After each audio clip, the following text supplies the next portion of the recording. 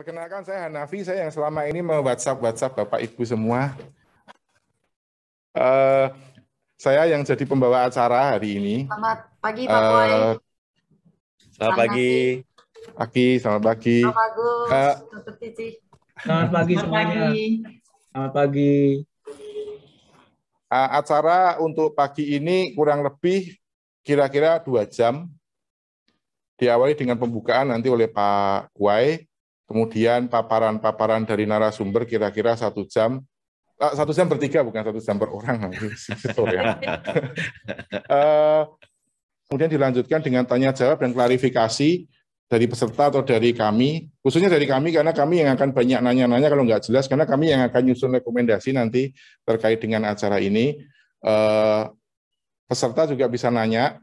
Tapi karena ini formatnya dibuat webinar, format teknisnya, jadi nanti peserta tidak bisa nanya langsung. Mohon kalau ada pertanyaan bisa ditaruh di chatbox supaya nanti bisa dikompil dan dibacakan oleh rekan kita di sini, Mas Fendi. Nah, baik, untuk tidak mengambil waktu lebih banyak lagi, kami persilahkan Bapak Wai, Pak DCM, Pak Masni Eriza untuk menyampaikan opening remarks. Silakan Pak. Yang kami hormati Bapak Profesor Dr. Agus Arismonandar, Guru Besar Program Studi Arkeologi pada Fakultas Ilmu Budaya Universitas Indonesia. Yang kami hormati Ibu Dr. Titi Surti Nastiti, peneliti pada Pusat Penelitian Arkeologi Nasional Kemendikbud Ristek RI, Ibu Hesti Dewayani, Direktur Hukum dan Perjanjian Sosial Budaya Kementerian Luar Negeri, Bapak Ibu, para peserta diskusi yang kami hormati. Selamat datang pada acara diskusi tentang arti penting prasasti Pujangan dan upaya pengembaliannya.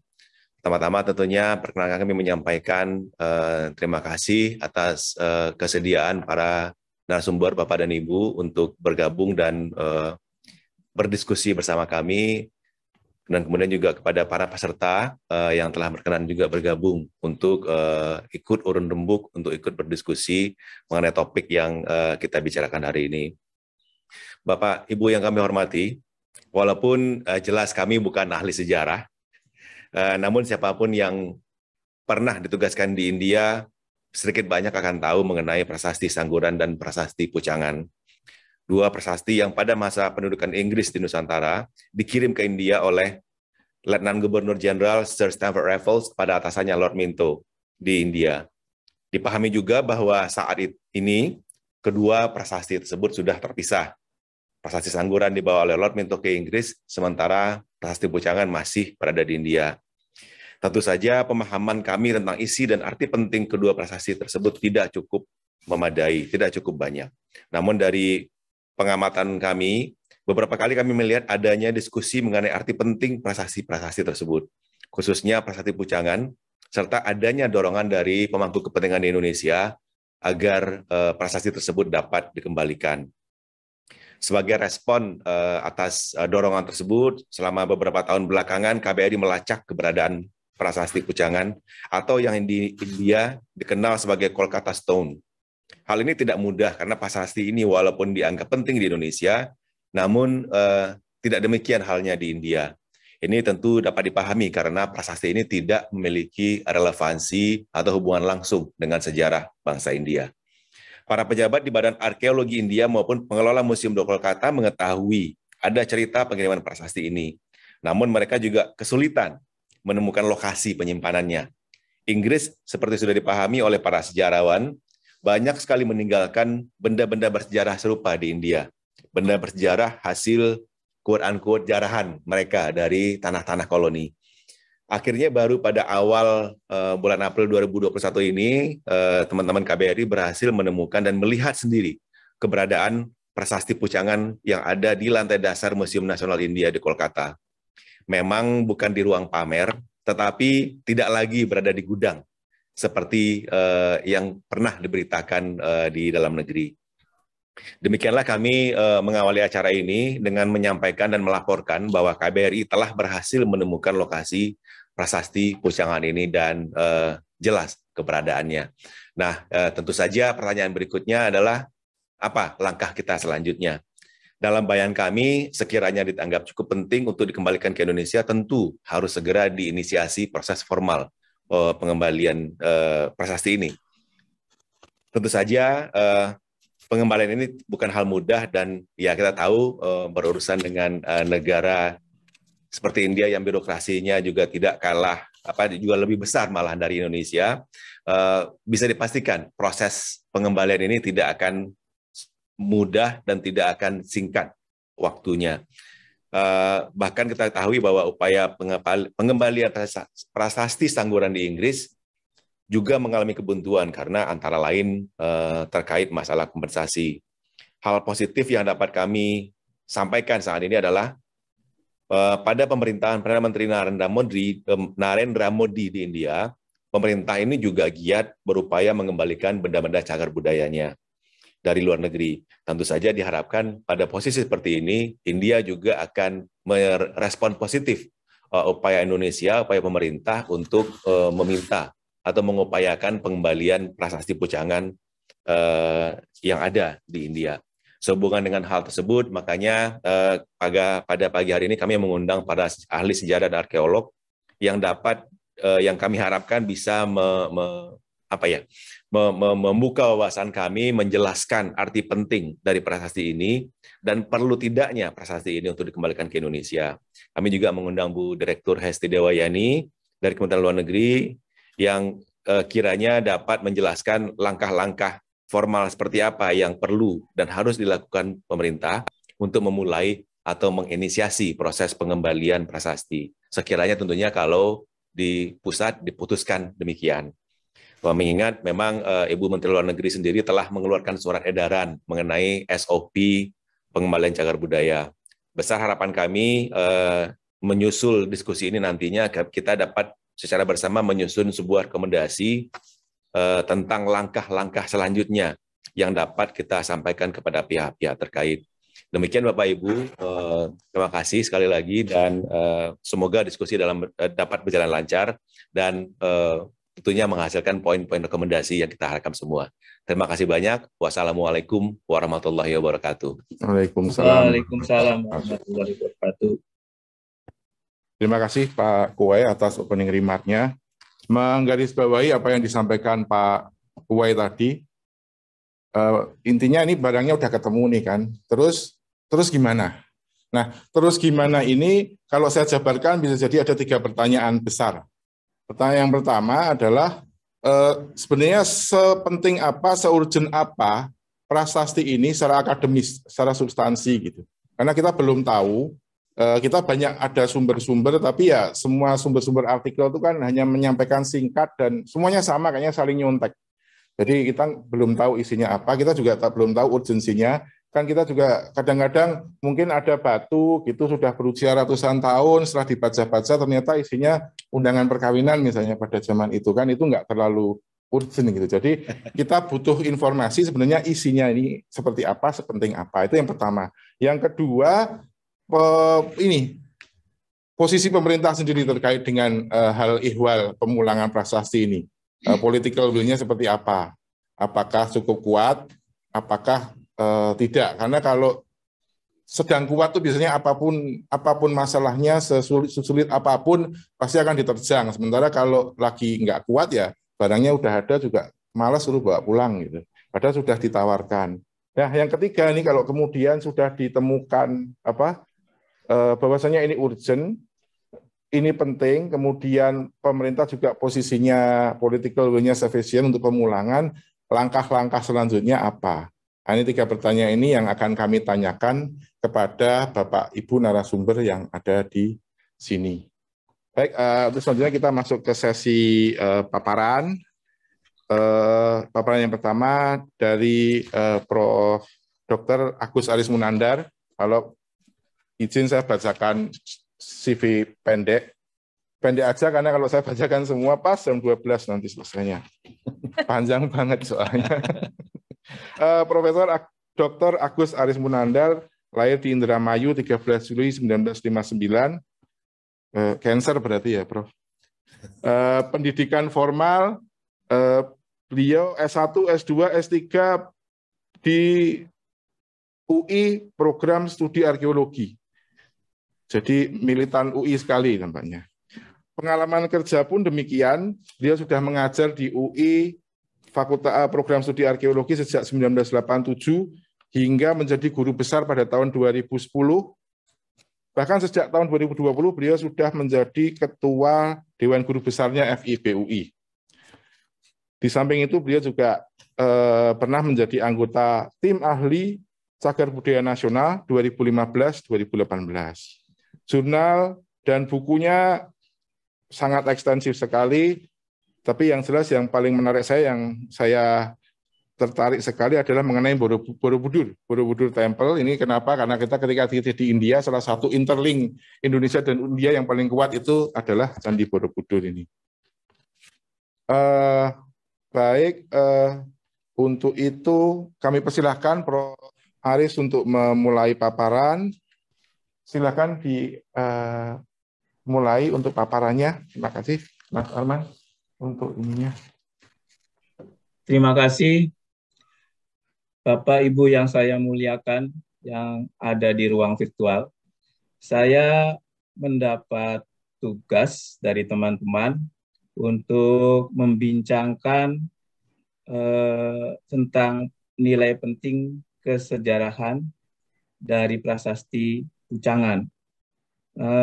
Saya akan bicara secara ringkas saja karena ada pembicara yang lain. Baik, kita masuk ke slide kedua. Kalau kita bicara prasasti masa Jawa kuno atau masa yang lain, terutama masa Jawa kuno, maka bentuk prasasti itu secara hipotesis ada 3. Yang pertama, prasasti itu ditulis dulu di daun lontar. Itu secara hipotesis sebagai draftnya.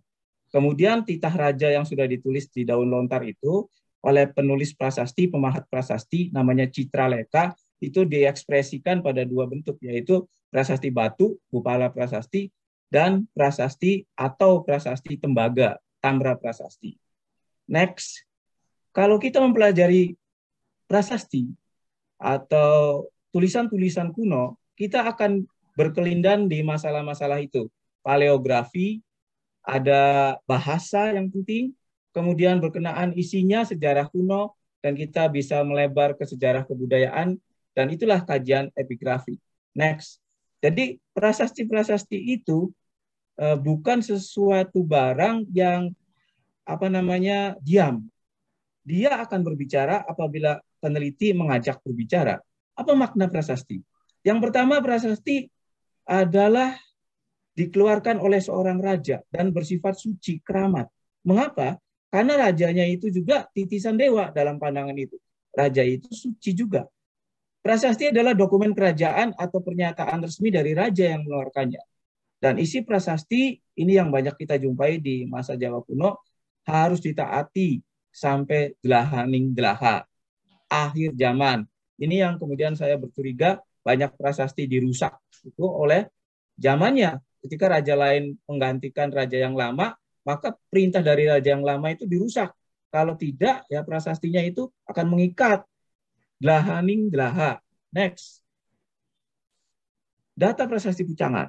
Kita masuk ke prasasti Pucangan. Kronologinya ada 2 ternyata. Ada yang berbahasa Sanskerta, itu berangkat tahun 1037 Masehi, dan yang berbahasa Jawa kuno, 1041 Masehi. Dipahatkan pada batu yang dibentuk terlebih dahulu agak pipih dan agak lancip. Teman-teman di KBRI sudah lihat bendanya secara asli. Saya malah belum, baru foto-fotonya. Dan raja yang mengeluarkannya bernama resmi Rake Halu Sri Lokeswara Dharmawangsa Airlangga Anantawikrama Tunggadewa. Aksaranya Jawa kuno, nama lainnya Batu Kalkuta. Disebutkan di dalam bukunya Brandes, Oud Javansolkonden, nomor 62. Next. Nah, kalau kita berbicara prasasti Pucangan, ternyata prasasti Pucangan itu mempunyai 3 segmen. Ada peristiwa-peristiwa sebelum Airlangga menjadi raja, dan ada masa Airlangga sedang berkuasa ya untuk menggapai cita-citanya, mengumpulkan kekuatannya untuk menyatukan kerajaannya. Dan sedikit sekali peristiwa setelah Airlangga itu duduk di tahta dan mengalahkan musuh-musuhnya. Jadi ada 3 itu uraian prasastinya. Baik yang berbahasa Jawa kuno ataupun juga yang berbahasa Sansekerta. Next.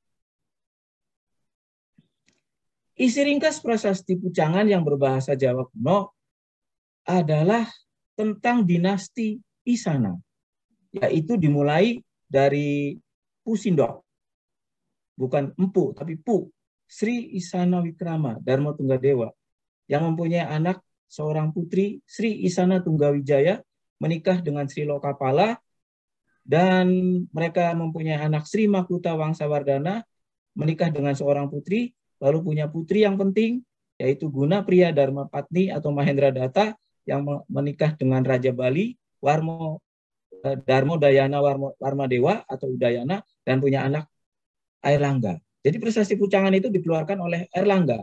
Ini diuraikan dalam prasasti Pucangan, hanya dalam prasasti Pucangan.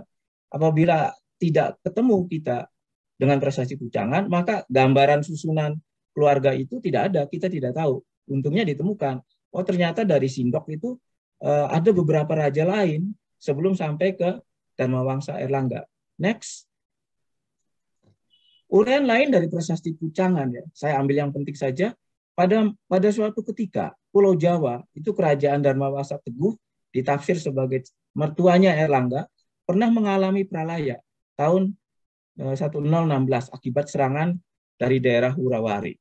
Dharmawangsa Airlangga yang masih muda itu kemudian mengungsi, hidup di hutan-hutan di Gunung Wanagiri disebutkan, bersama para resi dan kaum pertapa. Airlangga mengikuti cara kehidupan kaum resi, Wal Kaladara, berpakaian kulit kayu malah, Raja Airlangga itu, melaksanakan yoga dan mendekatkan diri kepada Dewata. Masa itu dapat disebut sebagai persiapan rohani. Masa persiapan rohani dari Airlangga sebelum berjuang untuk menjadi raja dan mengalahkan musuh-musuhnya. Itu pendapat De Kasparis. Next, berikutnya. Pada tahun 1019 Masehi, datanglah utusan dari wakil-wakil keluarga Isana yang tercerai-berai akibat peperangan pralaya tadi diserbu oleh Wurawari, meminta Dharmawangsa Airlangga memulihkan kembali keadaan kerajaan. Para pendeta Siwa, Buddha, Mahabrahmana, dan para resi merestuinya sebagai raja. Nah, kemudian sebelum dia bertindak untuk menaklukkan satu persatu musuh-musuhnya, pada tahun yang sama dia meresmikan penempatan arca bagi nenek moyangnya, Pusindok, di Candi Isana Bajra. Itu yang dilakukan oleh Airlangga. Uraian itu ada dalam prasasti Pucangan. Next. Upaya Dharmawangsa Airlangga menegakkan kembali kerajaannya menurut prasasti Pucangan, ini yang luar biasa menurut saya, karena dicantumkan juga peristiwa dan angka tahunnya. Merebut kembali wilayah Wuratan, mengalahkan penguasanya bernama Wisnu Prabawa tahun 1030. Mengalahkan Haji Raja Wengker yang bernama Panuda. Tingkahnya ibarat Rawana katanya. Panuda melarikan diri meninggalkan keratonnya di Loa, dikejar oleh tentara Airlangga hingga desa Galuh dan Barat. Tahun 1031, anak Panuda yang masih membangkang dikalahkan, keratonnya dihancurkan. 1032, Haji Wurawari dikalahkan dan dinyatakan lenyaplah iblis Pulau Jawa katanya. Karena ini musuh yang paling durjana bagi keluarga Isana. Dan mengalahkan seorang ratu wanita di wilayah selatan tahun 1954 Shaka dan memusnahkan Raja Wijaya Warma dari Wengker tahun 1337. Setelah itu Airlangga duduk di tahta di atas kepala musuh-musuhnya. Itu yang lengkapnya dalam prasasti Pucangan. Apa arti prasasti Pucangan bagi masyarakat kerajaan Airlangga? Tahun 1041 sang raja menetapkan daerah Pucangan, Barahem, dan Dapuri sebagai sima untuk keperluan pertapaan yang didirikan di Pugawat. Prasasti adalah ucapan dewa yang dipahatkan di batu. Airlangga adalah seorang raja besar Asia Tenggara dan dipandang sebagai titisan dewa. Prasasti Pucangan dipandang sakral dan setara dengan arca dewa. Titik lokasi Pucangan menjadi titik penting wilayah kerajaan Airlangga, bukannya di istana, karena Airlangga berpindah-pindah istananya akibat peperangan demi peperangan. Lokasi prasasti adalah titik tengah relatif dan absolut bagi kerajaan. Titik itu seumpama Gunung Mahameru, titik tengah alam semesta kita ini dalam pandangan Hinduisme, di tengah alam semesta dan merupakan juga aksis mundi bagi tiga dunia, as penghubung Burloka, Buarloka, Swarloka. Itu yang biasa dipahami. Nah, sekarang kita bicara tentang lokasi penemuan prasasti Pucangan. Berita Belanda menyatakan secara tidak tegas lokasi penemuan prasasti Pucangan. Di mana? Dalam buku J.L. Abrantes yang berjudul Oud Javan Sorkonden dinyatakan bahwa prasasti Pucangan itu ditemukan di Surabaya. Pada masa itu wilayah Surabaya sangat luas, meliputi Surabaya, Sidoarjo, Mojokerto, Jombang, dan Pasuruan. Dan ada laporan lain yang menyatakan bahwa itu berasal dari Gunung Penanggungan. Ini Gunung Penanggungannya di selatan Mojokerto, dan dikatakan bahwa sangat mungkin di wilayah utara Penanggungan. Tetapi kalau kita cek ke Penanggungan, itu paling banyak peninggalannya itu peninggalan dari masa kerajaan Majapahit. Jadi ada kemungkinan lain, Profesor Buhori menyatakan bahwa bukan Penanggungan, tetapi tempat lain. Nah, mari kita lacak. Next, berikutnya. Kita mencoba menelisik ya, di mana tempatnya itu. Beberapa catatan. Prasasti Pucangan benar ditemukan di wilayah Jawa Timur, itu tidak diragukan lagi. Kemudian dibawa ke India sampai sekarang. Berita tentang penemuannya di Surabaya, bukan berarti kawasan Surabaya, namun di wilayah Presidenan Surabaya yang waktu itu sangat luas. Tentang penemuannya di wilayah utara Gunung Penanggungan sebenarnya masih meragukan. Dugaan itu didasarkan pada adanya toponimi Watan Mas Jedong yang dianggap sebagai lokasi ibu kota Dharmawangsa Erlangga. Di tempat itu terdapat 2 gapura, salah satunya berangkat tahun 1307 Saka atau 1385 Masehi. Jadi itu mengacu kepada Majapahit, jadi agak jauh begitu kalau dikaitkan dengan Watan Mas Jedong. Sementara itu ada berita tradisi yang menyatakan adanya lokasi Pucangan di kawasan utara kota Jombang sekarang. Mari kita ke sana. Next. Nah, kalau kita ke sana, kita harus memperhatikan dulu uraian dari Empu Prapanca tentang negara Kertagama yang menyebutkan adanya 7 karesian penting. Next, ada gambar. Next. Nah, itu diurutkan dari barat ke timur dan Pucangan itu berada di tengah-tengah. Di nomor keempat itu, kalau dari barat itu Sumput, nah, sangat mungkin ini wilayah Bojonegoro, Matahun. Lalu yang paling selatan itu Butun, itu Blitar. Lalu ada Pawitra, Penanggungan. Nah, Pucangan di situ. Kalau kita setia pada uraiannya Empu Prapanca, dia itu selalu menguraikan secara geografis urutannya. Jadi, apakah mungkin Pucangan itu di tempat lain seperti yang dihipotesakan oleh Profesor Buhari? Dan bisa di tempat lain. Mari kita ke sana, ke tempat itu. Dalam cerita tentang prasasti Pucangan, gambar next berikutnya ya, kita harus tahu dulu apa sih arti kata Pucangan. Nah, saya itu melakukan studi singkat gitu. Pucang itu adalah nama tanaman. Pucangan itu artinya tempat yang banyak ditumbuhi pohon pucang. Pucang itu ternyata tidak lain tidak bukan sama dengan pinang. Pohon pucang itu sama dengan pohon pinang. Pucangan itu tempat tumbuhnya pohon-pohon pinang. Erlangga memilih nama pertapaannya dengan Pucangan. Tempat pohon-pohon pinang tumbuh dengan subur. Karena mempunyai makna dan maksud tertentu. Nah, nanti kita akan bicara di diskusi apa maknanya. Karena ada kerajaan-kerajaan kuno, tempat-tempat kuno yang berunsur kata yang mengacu kepada kata pucang atau pinang. Misalnya Kanjuruhan. Kerajaan pertama di Jawa Timur. Dari kata juruh. Juruh itu mengambil air legenya. Di juruh itu diambil air legenya, disadap untuk diambil menjadi gula. Nama kerajaan lalu Kanjuruhan. Lalu sekarang ada Muaro Jambi. Jambi sama dengan Pinang, Pinang sama dengan Jambe, Jambe sama dengan Jambi.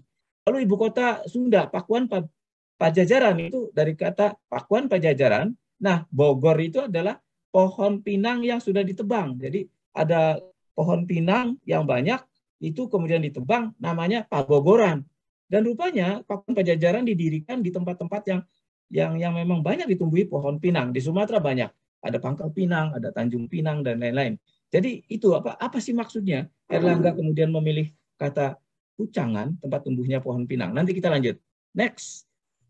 Kita berbicara tentang pertapaan Pucangan. Sampai sekarang terdapat bukit kecil di Kecamatan Nusikan, Jombang yang bernama Pucangan. Menurut berita tradisi, di puncak bukit itu dulu pernah bertapa seorang kili atau biksuni. Itu Pak Buhori. Biksuni itu anak Dharmawangsa Erlangga yang bernama Sri Sanggrama Wijaya Dharma Prasado Tunggadewi bertapa di Gunung Pugawat atau Pucangan yang didirikan oleh ayahnya tahun 1357.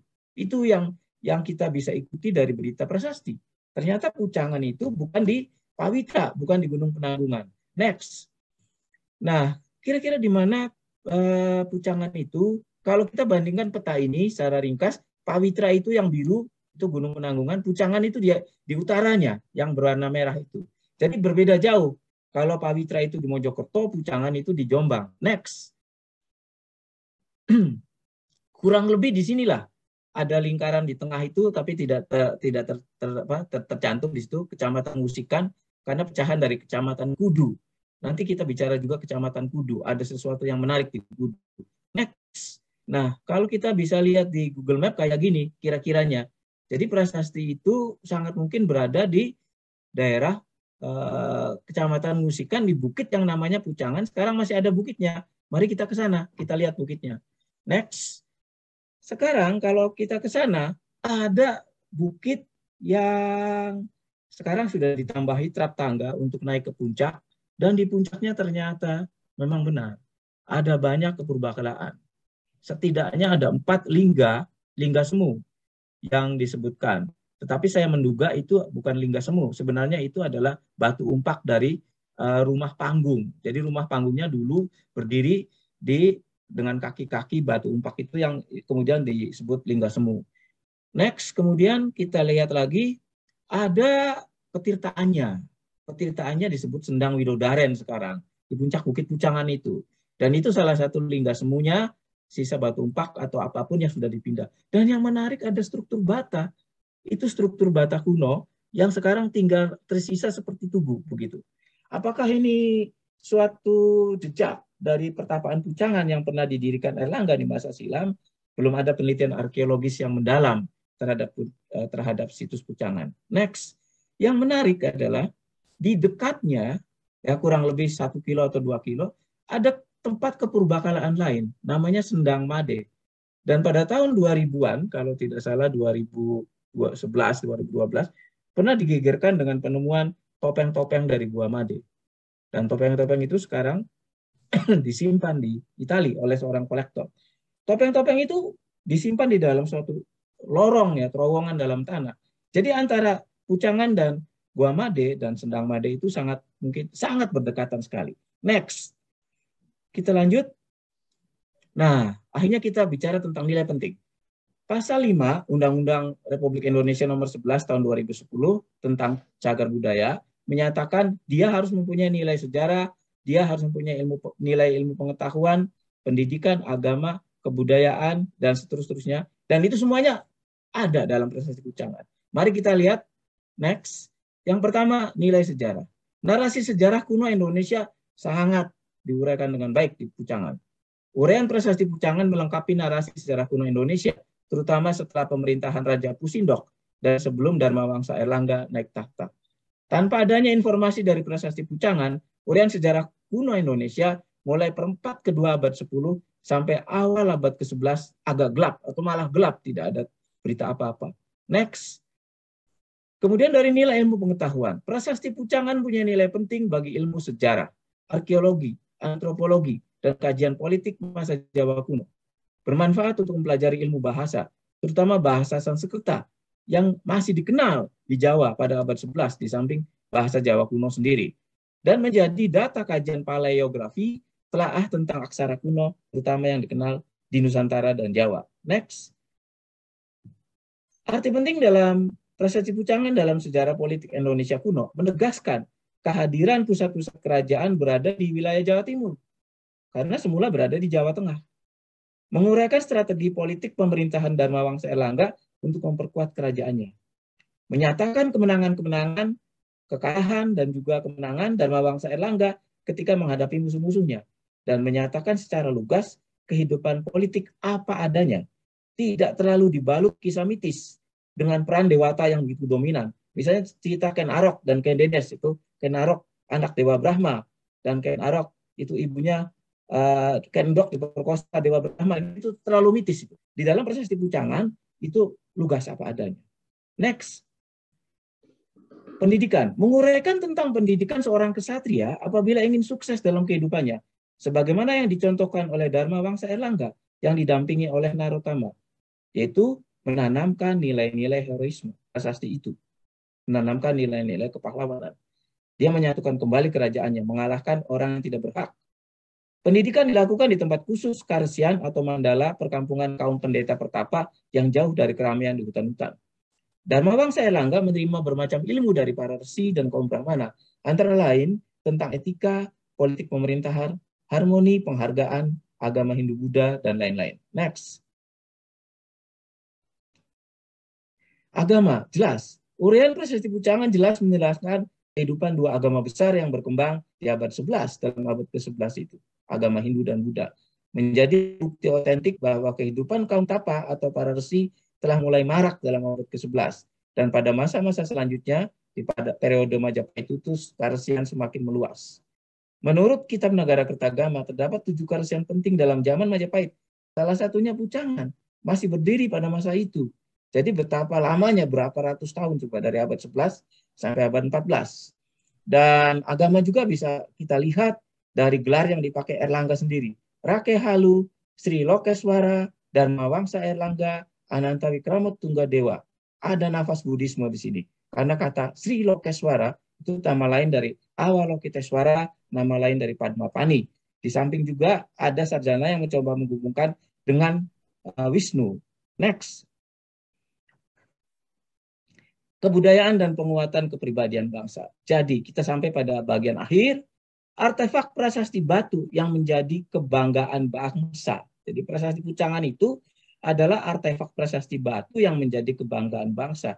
Karena memuat uraian yang relatif panjang terinci dengan tahun-tahun dipahatkan dalam abad ke-11 mengenai perjuangan seorang raja membangun kerajaannya untuk menjadi aman, damai, dan sejahtera. Tidak ada diuraikan dalam prasasti lain. Sedetil itu. Yang kedua, prasasti Pucangan itu mengutarakan data keagamaan, data tentang peperangan, penghargaan, dan kehidupan masyarakat Jawa kuno pada awal abad ke-11 Masehi, masa transisi perpindahan ibu kota, pusat-pusat kerajaan dari wilayah Jawa bagian tengah ke wilayah Jawa bagian timur. Semula Mataram ada di wilayah Jawa bagian tengah. Salah satu bukti konkret yang masih bertahan sampai sekarang tentang pencapaian bangsa Indonesia di bidang kemajuan sistem pemerintahan masa silam.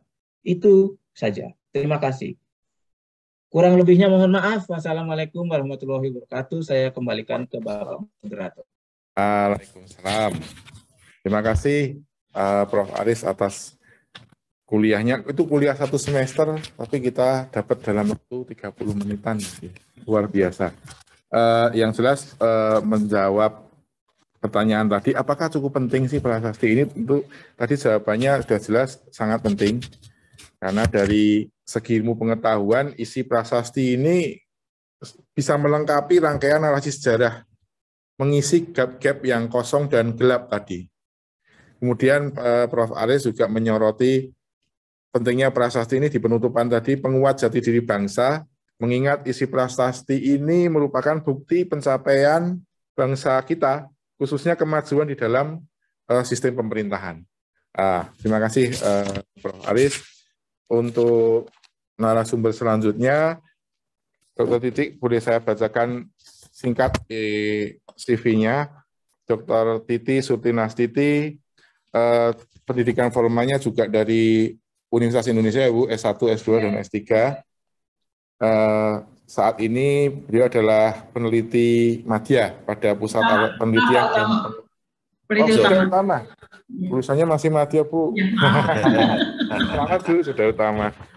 Peneliti pada Pusat Penelitian dan Pengembangan Arkeologi sejak 1982.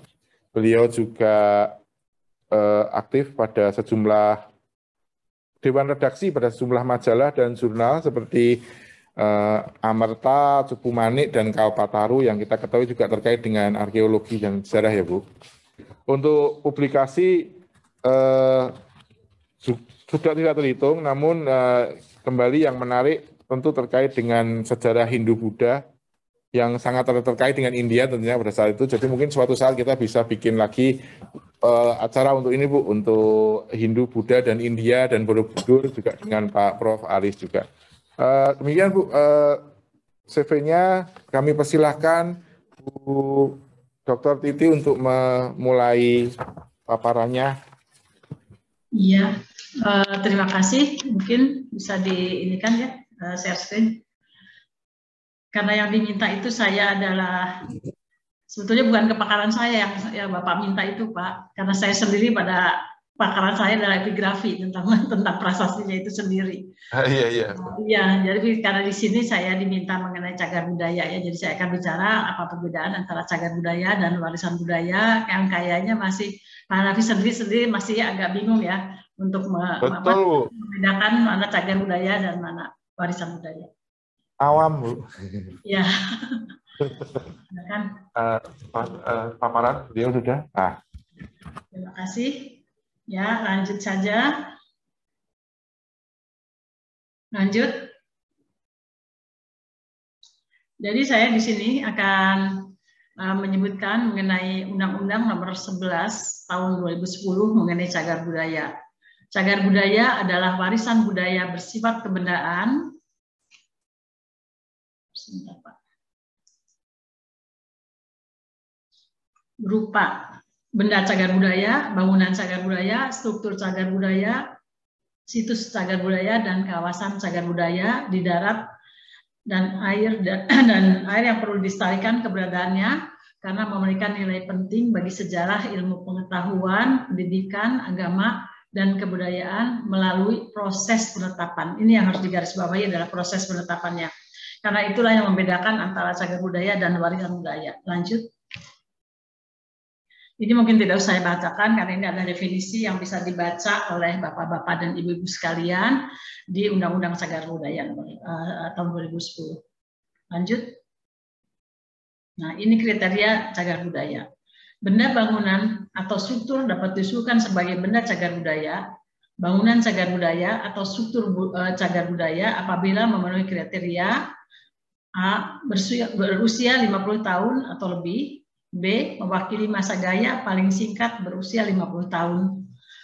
C. Memiliki arti khusus bagi sejarah, ilmu pengetahuan, pendidikan, dan atau kebudayaan. Dan D. Memiliki nilai budaya bagi penguatan kepribadian bangsa. Cagar budaya itu terbagi dari dua, yaitu alam, buatan manusia A. Bergerak dan tidak bergerak. Lanjut. Cagar budaya alam, lanjut. Ini salah satu contoh cagar budaya alam adalah kawasan Taman Nasional Komodo, Nusa Tenggara Timur. Lanjut. Dan ini Taman Nasional Ujung Kulon, Banten. Lanjut. Lanjut. Ini mengenai benda cagar budaya tidak bergerak. Dimulai dari kawasan-kawasan yang sudah atau benda-benda yang sudah ditetapkan menjadi benda cagar budaya itu adalah antara lain dari masa prasejarah, adalah gambar cadas di Ceruk Tewet di kawasan Sangkuriang, Mangkalihat, Kalimantan Timur. Lanjut. Nah, ini adalah candi Hindu dan Buddha ya, yang candi Siwa Prambanan, kemudian candi Pelausan Lor dan candi induk dari candi Panataran. Ini merupakan contoh-contoh yang saya tidak semua candi kan banyak sekali di Indonesia candi-candi yang telah ditetapkan menjadi cagar budaya. Lanjut. Kemudian inilah contoh masjid yang sudah ditetapkan menjadi cagar budaya. Itu adalah masjid kita dengan kenalnya Menara Kudus dan satu lagi Sendang Duhur. Menara Kudus itu kelihatan sekali bentuknya masih seperti candi. Ya, lanjut. Kemudian ini contoh benda cagar budaya tidak bergerak dari benteng. Yang di kiri adalah benteng Victoria Ambon, kemudian benteng Nassau di Banda Neira. Lanjut, ini contoh bangunan, itu bangunan rumah pengasihan Bung Hatta di Banda Neira, dan di sebelah kanan ada rumah penahanan Bung Karno di Rengas Dengklok, Karawang.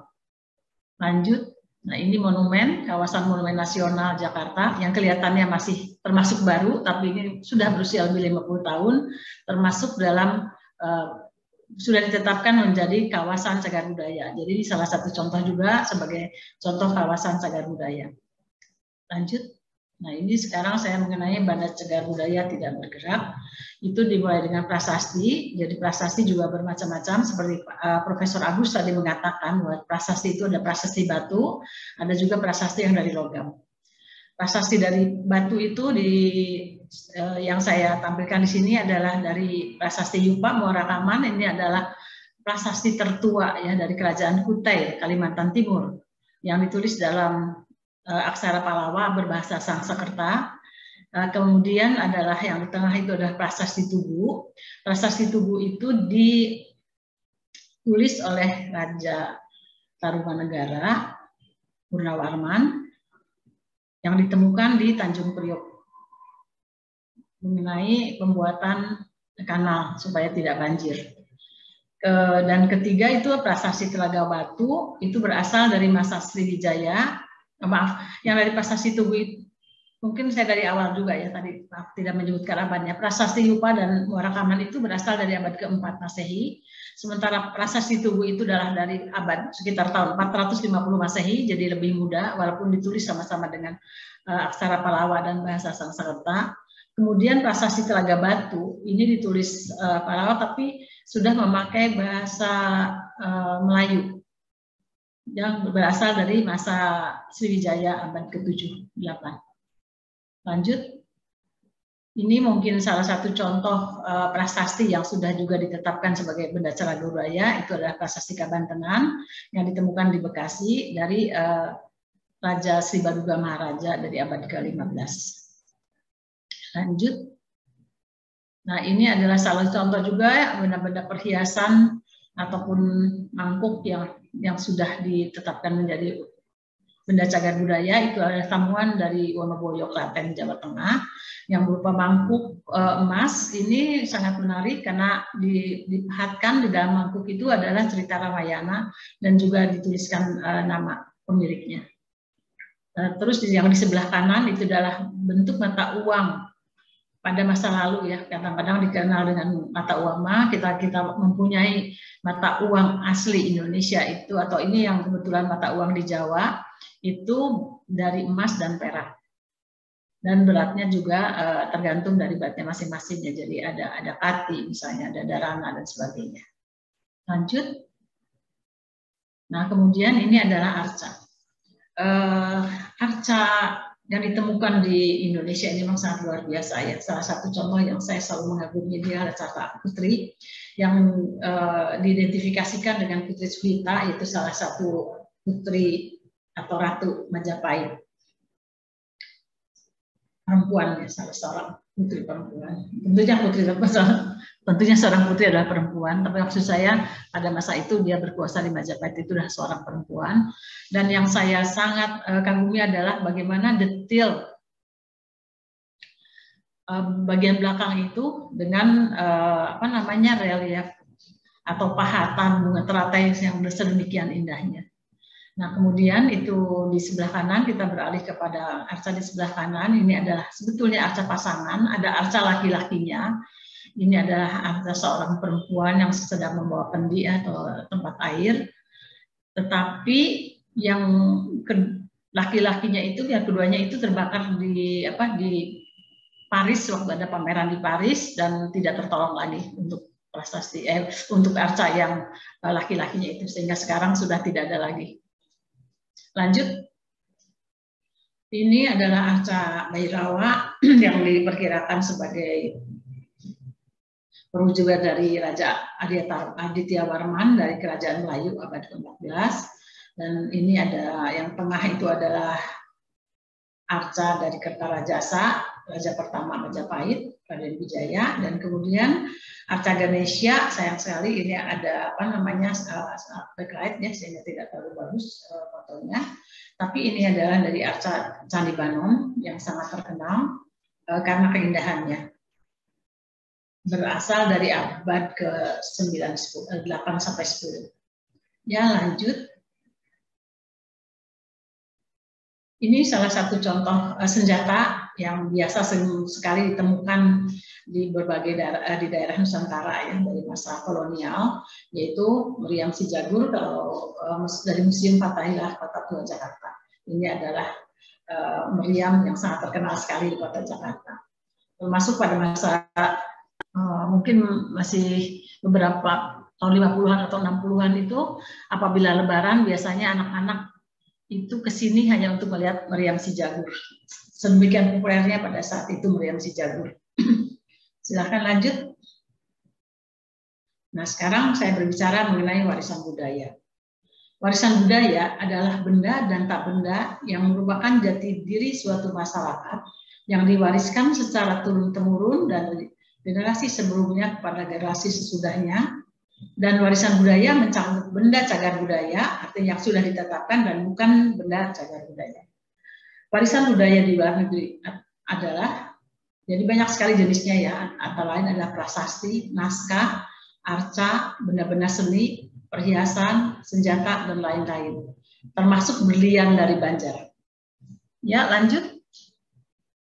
Ini adalah mungkin karena saya itu bergelut dalam bidang prasasti, makanya saya sangat concern sekali terhadap prasasti-prasasti yang ada di luar negeri, yaitu yang di Belanda, di Tropenmuseum adalah prasasti Sangsang, kemudian prasasti Wukajana, kemudian di Maritim Museum Rotterdam, itu adalah prasasti Guntur, di Leiden, National Museum of Ethnology, itu ada 7 prasasti, yaitu prasasti Bintang Mas, prasasti Sobamerta, prasasti Turangan, prasasti Bungur, prasasti Rataun, prasasti tidak tahu tapi nomor inventarisnya 1403339 dan prasasti Erkuli. Dan yang di RMF Leiden adalah prasasti Kaledonian. Lanjut. Kemudian ini ada di Prancis, prasasti Sobamerta, dan di Denmark cukup banyak juga, ada prasasti Watupura, prasasti Watupura 2, prasasti Watupura 3, prasasti Sikulalawa, dan prasasti Banigrama. Lanjut, ini yang di British Library. Di British Library itu ada prasasti Sobamerta dan prasasti Pabuharan. Dan yang kedua adalah yang seperti tadi sudah disebutkan oleh Pak Hanafi juga adalah prasasti Lord Minto House atau prasasti Sangguran ya, yang di Skotlandia. Dan kita di sini bisa membedakannya bagaimana perlakuan prasasti ya, walaupun ini sama-sama di Inggris, tapi sangat beda sekali perlakuannya. Prasasti yang di British Library London, seperti juga naskah yang terjemah di sana, menurut saya itu cukup aman, karena mereka mendapat perlakuan yang sangat baik, disimpan dalam tempat yang temperaturnya juga memadai, maksudnya stabil, karena itu yang diharuskan ya suatu naskah atau prasasti. Berbeda dengan prasasti Sangguran yang ada di halaman, yang menurut teman-teman yang datang ke sana itu adalah di teritisan rumahnya ya, jadi memang sudah berlumut keadaannya, tidak keruan begitu.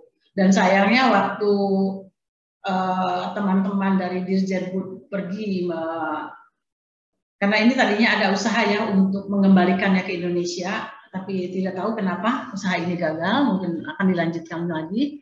Yaitu waktu mereka ke sana malah epigrafnya tidak ada yang diajak satupun. Maksudnya harusnya ada salah satu epigraf ya, minimal yang menulis tentang prasasti itu sendiri, maksudnya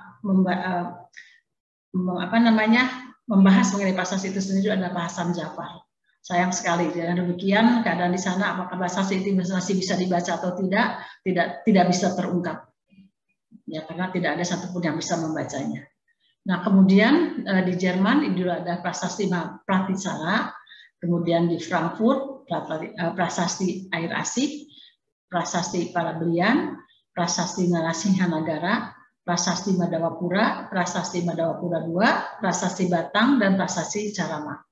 Dan yang terakhir adalah di India prasasti Pucangan. Dan seperti diketahui bahwa mungkin karena ketidaktahuan isi dari prasasti itu sendiri ya, jadi kadang-kadang satu prasasti seperti Sobamerta itu ada di tiga negara. Satu ada di Belanda, di Prancis, dan di Inggris. Jadi itu hanya satu prasasti, satu cerita. Itu ada di 3 negara. Jadi kalau kita harus baca itu kita harus ke 3 negara ya, kalau betul-betul harus mau melihat prasasti aslinya. Sementara di India adalah prasasti Pucangan. Mari kita lihat prasasti Pucangan. Nilai penting prasasti Pucangan ya. Ini prasasti Pucangan mungkin sudah disebutkan oleh Profesor Agus tadi bagaimana bagian bahasa. Jadi prasasti Pucangan itu mungkin tadi yang Profesor Agus tidak sebutkan itu adalah terdiri dari 2 bahasa. Ini sangat menarik sekali. Yaitu bagian yang berbahasa Sanskerta menyebutkan silsilah Erlangga, yang dimulai dari Sri Sana Tunggawijaya yang mempunyai anak Sri Isana Tunggawijaya, ini perempuan yang tadi itu Pusendok, maksud saya dimulai dari Pusendok ya, yang ini ya, dan dari hasil perkawinannya dengan Lokapala ya, adalah Makutawang Sawardana, dan dari Makutawangsa Padana ini mereka mempunyai anak Gunapriya Dharmapatni dan yang kawin dengan Udayana dan Dharmaswara. Dan selanjutnya mungkin seperti dikatakan tadi bahwa Erlangga menikah dan sebelum ke pernikahan ini terjadi pralaya, yaitu keraton dibakar oleh Raja Urawali, yang kemudian Erlangga melarikan diri dengan pengasuhnya yang setia, yaitu Narapama.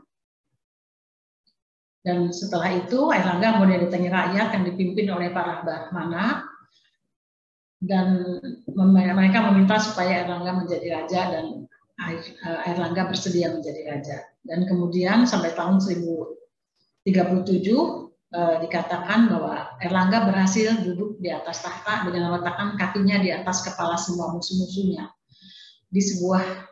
Disebutkan juga bahwa Erlangga mendirikan sebuah pertapaan di Pugawan sebagai tanda terima kasih. Kemudian pada bagian yang berbahasa Jawa kuno yang disebutkan bahwa pada tanggal 10 Parterang ya pada bulan November 1041, Erlangga yang bergerasi Maharaja Rakehalu Sri Lokeswara Dharma Wangsa Anantawikram Togadewa. Jadi memang pada masa lalu itu gelar raja panjang-panjang sekali ya, dan biasanya disesuaikan dengan ista dewatanya dia ya, maksudnya karena dia seorang raja dianggap dewa, yang memerintahkan agar daerah Pucangan, Barahem, dan Batpuri. Di sini yang mesti digarisbawahi adalah Pucangan, karena Pucangan adalah salah satu daerah yang ditetapkan oleh Erlangga menjadi kepentingan sebuah pertapaan yang disebutkan di dalam prasasti Sasanta, yaitu pertapaan Pugawan. Dan kemudian juga menyebutkan ya bahwa ketika Pulau Jawa mengalami pralaya ya, jadi Pandita itu sangat berjasa pada Erlangga ketika dia melarikan diri di hutan-hutan dan mereka yang menolongnya. Jadi sebagai ucapan terima kasihnya, Erlangga memerintahkan mendirikan pertapaan Pugawan itu. Lanjut, itu mungkin isi dari prasastinya, dan status prasasti Pucangan mungkin sekarang. Yang ini yang paling penting sekarang itu adalah prasasti Pucangan itu sendiri belum menjadi cagar budaya karena belum ditetapkan, tetapi merupakan warisan budaya yang sangat penting. Karena itu dapat dimasukkan ke dalam benda yang diduga cagar budaya karena memenuhi kriteria telah berusia lebih dari 50 tahun. Jelas sekali ya, karena ini diterbitkan pada tahun 1042 dan memiliki masa gayung paling singkat berusia 50 tahun. Kalau melihat dari gaya prasasti-prasasti Erlangga itu memang punya gaya tersendiri maupun tulisan maupun dari bentuk prasastinya yang berbentuk runcing di atasnya. Yang biasanya pada masa Sindok itu adalah Kurawa. Terus mengandung nilai penting bagi sejarah, ilmu pengetahuan, pendidikan, agama, dan kebudayaan. Ini jelas sekali karena seperti disebutkan oleh Profesor Agus tadi bahwa ini adalah prasasti yang hanya satu-satunya menyebutkan awal daripada Isana Wangsa Isana ya, yang sampai sekarang kita belum mendapatkan data-data lainnya mengenai 3 raja yang disebutkan dalam prasasti Pucangan ini, yaitu Ratu Sri Isana, Makutawangsa Dharmadewa, dan semuanya itu belum ada datanya sampai sekarang. Dan yang terakhir adalah memiliki nilai budaya bagi penguatan kepribadian bangsa. Dengan demikian, dengan memenuhi kriteria tersebut, prasasti Pucangan bisa diusulkan menjadi benda cagar budaya asal sudah dikembalikan ke Indonesia. Lanjut. Ini adalah, jadi saya tidak tahu ya bagaimana Pak Hanafi mendapatkan prasasti yang disebutkan dari KBRI New Delhi. Baru pada tahun 2021 menemukan prasasti Pucangan ini. Saya mendapatkan foto ini kalau tidak salah awal atau pada tahun 2020 ya oleh Arlo Griffiths dari FAO yang tidak terawat. Jadi kelihatan sekali bahwa ini hanya disimpan begitu saja di gudang. Padahal ini mungkin bagi India karena tidak ada historisnya sama sekali yang berhubungan dengan budaya India. Tetapi bagi pemerintah Indonesia ini adalah penting sekali karena memuat tentang peristiwa yang ditulis oleh Raja Erlangga pada abad ke-11. Jadi mungkin ibu-ibu, bapak-bapak bisa melihat sekarang, atau mungkin sekarang setelah tahun 2021 apakah masih seperti ini atau tidak, saya kurang tahu ya. Mungkin Pak Hanafi bisa menjelaskan, atau teman-teman dari KBRI New Delhi bisa menjelaskan bagaimana keadaannya sekarang. Lanjut. Nah, sudah, terima kasih. Jadi itu mungkin paparan dari saya yang akan, sebetulnya mengenai warisan budaya kayaknya tadi ada yang terlewat ya, sebentar Pak. Saya tolong ke atas dulu deh Pak, tadi ada beberapa mengenai warisan budaya. Ke atas dulu Pak. Di ini lagi, maaf, diulang lagi ya. Tadi kayaknya ada beberapa, ya. Terus ke bawah, ke bawah, ke bawah. Terus. Nah ini sebentar, ya itu terus, nah bawah, nah itu. Ya terus buka itu ya itu. Yang tadi Pak. Oke. Oh ternyata tidak masuk ke di sini. Oke. Kalau begitu tadinya saya rasanya sudah menyebutkan beberapa. Terus dulu. Ini prasasti. Oke. Yang ini mungkin Pak. Maaf ke atas lagi yang ber-27. Coba dilihat itu prasasti juga apakah? Oh, ya. Prasasti juga ya. Oke terus ke bawah. Maaf kalau begitu saya lupa menyantumkan ada beberapa benda yang di luar negeri yang sekarang ini adalah yang sudah dikembalikan ke Indonesia, yaitu adalah naskah negara Kertagama pada tahun 2017 kalau tidak salah, kemudian negara Kertagama, dan kemudian juga Arca Paramita yang sudah dikembalikan ke Indonesia. Itu adalah barang-barang yang sangat penting sekali artinya dengan Indonesia, dan demikian juga dengan usaha pemerintah yang sekarang sedang menggalakkan ya untuk bagaimana mengembalikan benda-benda warisan budaya Indonesia yang ada di luar negeri. Emang di sini ada dua yang berkepentingan. Jadi yang pertama itu adalah pemerintah Indonesia yang meminta kembali ya. Jadi seperti yang dimulai dengan permintaan kembali barang-barang luar negeri itu adalah Profesor Muhammad Yamin pada tahun 1954. Dia sudah mulai mencoba meminta barang-barang yang ada di Belanda ke Indonesia, dan baru terwujud pada tahun 1970, maaf, jadi tahun 1970 baru ada pengembalian naskah negara Kertagama, wacananya, dan baru dikembalikan pada tahun 1972. Kemudian juga Arca Raja Paramita, dan terus sampai sekarang itu masih berlanjut ya, dan itu sekarang ada kemauan sendiri dari pemerintah Belanda yang mau mengembalikan benda-benda yang secara tidak pantas diperolehnya oleh Belanda pada masa lalu, atau kalau kita mengatakannya benda jarahan. Dan ini mungkin idenya itu adalah dari Presiden Prancis ya, yang pada tahun 2018 itu mengatakan bahwa pemerintah Prancis akan mengalihkan benda-benda budaya Afrika yang diambil secara paksa juga.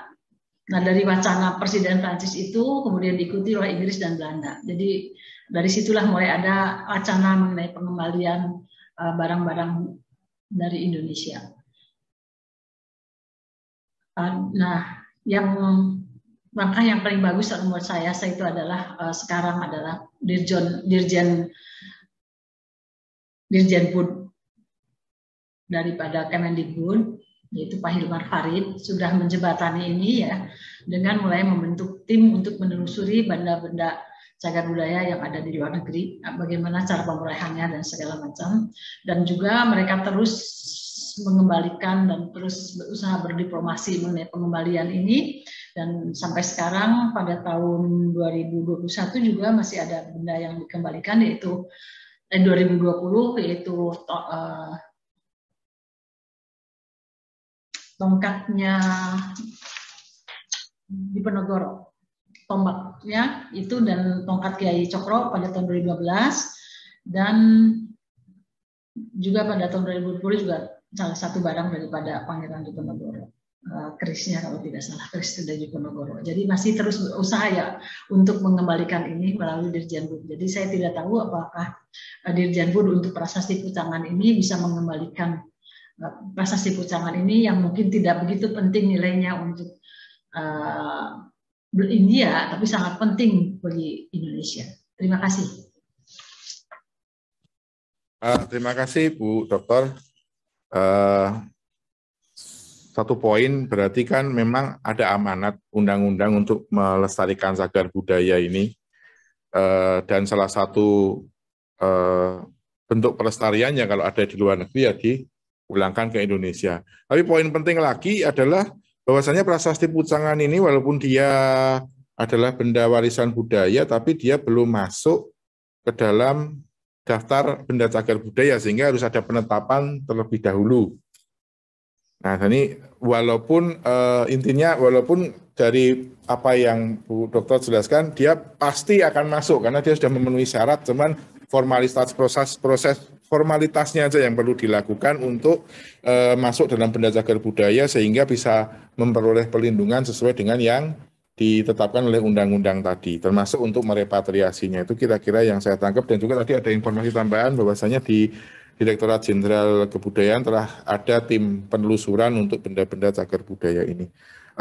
Sebelum kami kembalikan ke Pak Prof. Aris lagi, mungkin ada foto tadi prasasti yang dari foto yang dari KBRI, kalau bisa di-share. Memang seperti yang kita sampaikan di awal, memang kayaknya tuh rumornya tuh udah jelas itu barangnya ada di situ, tapi kalau dicari ada nggak tahu gitu, makanya itu butuh waktu sekian lama dari tim dari KBRI untuk bisa actually locate bahwasanya oh ini barangnya ada di sini gitu. Ada Mas. Nah ini jadi yang lebih saya mudah katakan diraih. puncak-puncak itu Pak. Jadi ciri khas prasasti daripada prasasti Lancip di atas itu yaitu lancip di atas itu. Karena yang lain itu misalnya pada masa Sindok itu lebih banyak yang Kurawal. Siap. Untuk narasumber selanjutnya kami akan mempersilahkan Bu Direktur, Bu Hesti Dewayani. Sebelumnya tapi kami bacakan riwayat hidup singkat dulu. Bu Victorina Hesti Dewayani, pendidikan formal sarjana hukum di UNS, kemudian melanjutkan di gelar LLM diperoleh pada International Maritime Law Institute di Malta. Sejak 2001 beliau sudah berkiprah di Kemlu, khususnya terkait dengan perjanjian internasional pada Direktorat Jenderal yang sekarang namanya Direktorat Jenderal Hukum dan Perjanjian Internasional, hingga saat ini menjadi Direktur Hukum dan Perjanjian Sosial Budaya. Dia sudah untuk penempatan di luar negeri 2 kali ya Bu ya? Baru 2 kali. Di KBRI Kuala Lumpur dan KBRI Vatikan. Demikian riwayat hidup singkat beliau. Kami mohon paparannya Bu, silahkan. Mohon izin akses. Oh sudah ya. Sebentar. Diberikan. Untuk Bu, ya. Apakah sudah terlihat ya, Pak Nafi? Sudah terlihat Bu. Sudah Bu, sudah terlihat. Sebentar.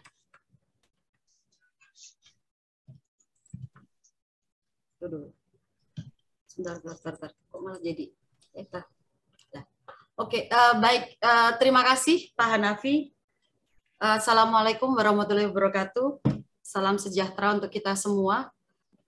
Yang kami hormati para panelis dan juga Bapak Ibu peserta pertemuan pada siang hari ini. Senang sekali saya berada di sini tadi mendapatkan, seperti Pak Hanafi sampaikan, mendapatkan kuliah yang sangat berharga terkait dengan cagar budaya. Dalam kaitan ini kami diminta oleh panitia untuk memaparkan mengenai SOP pengembalian objek yang diduga benda budaya dari luar negeri. Baiklah, sebelum berbicara masalah SOP, izinkan kami untuk menjelaskan sedikit latar belakang munculnya SOP tersebut. Jadi keberadaan SOP tersebut didasari karena adanya sejumlah objek yang diduga cagar budaya yang berasal dari Indonesia yang berada di luar negeri, yang keberadaannya itu diduga bertentangan dengan hukum.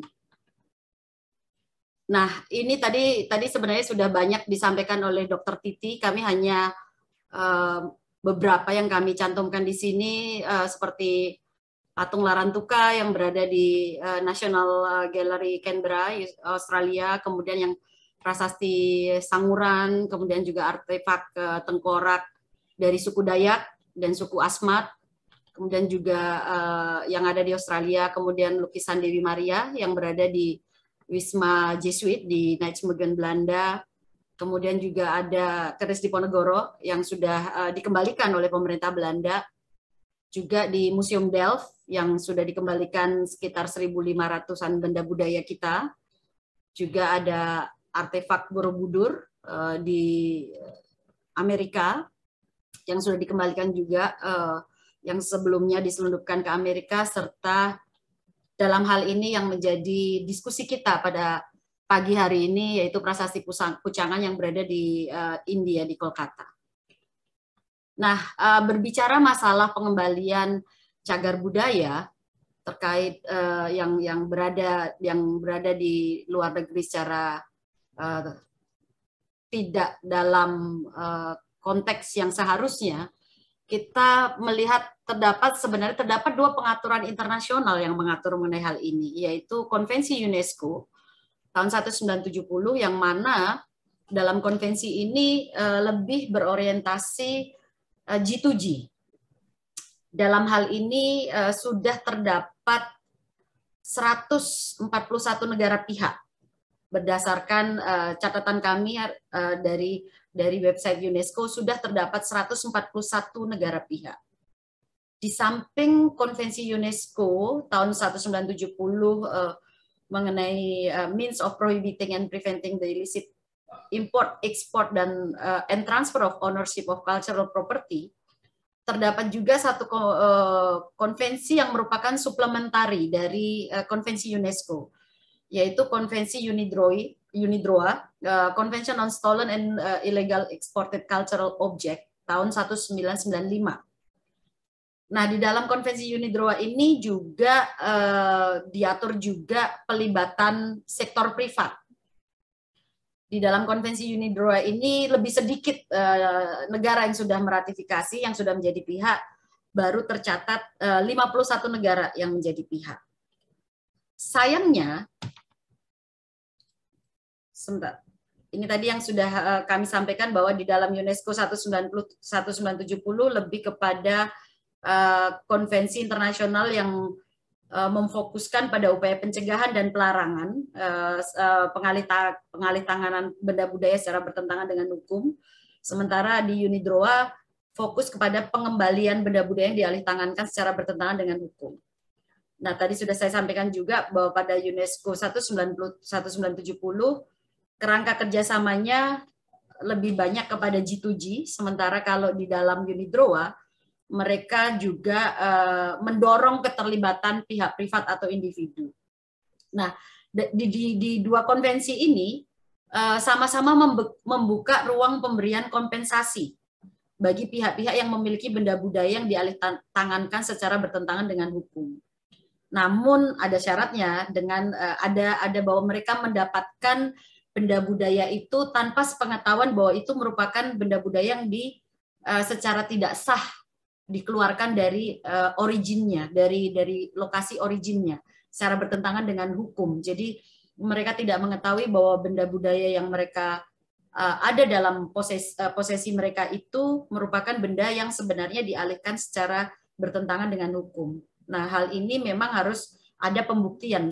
Jadi kuncinya sebenarnya semuanya itu harus ada pembuktian. Bapak Ibu sekalian, sayangnya pemerintah Indonesia hingga saat ini belum menjadi pihak pada kedua konvensi tersebut. Kalau tadi kita melihat banyak sekali benda-benda budaya yang ada di Inggris, kemudian di Perancis, di India, gitu. ketiga negara itu sudah menjadi pihak pada Konvensi UNESCO 1970 yang memungkinkan adanya mendorong kerjasama antara G2G untuk pengembalian benda budaya. Jadi ini mungkin menjadi PR kita bersama, bagaimana kita harus membuat suatu prioritas kalau memang benda budaya ini, benda budaya yang ada di luar negeri ini memang penting untuk menjadi tugas kita bersama, untuk kita kembalikan ke wilayah kita, ke bumi pertiwi. Berarti kita juga harus melihat apa-apa saja yang perlu pemerintah lakukan supaya untuk memudahkan jalan tersebut. Nah, ini hanya sekedar penambah informasi kita bersama. Tadi sudah disampaikan juga hal-hal yang mengatur, yang berkaitan mungkin nantinya terkait dengan pengembalian benda budaya. Di sini ada Undang-Undang Nomor 11 tahun 2010 mengenai cagar budaya. Tadi sudah secara jelas disampaikan oleh Dr. Titi, dan juga Undang-Undang Nomor 5 tahun 2017 mengenai pemajuan kebudayaan. Ini lebih kepada ekspresi budaya tradisional.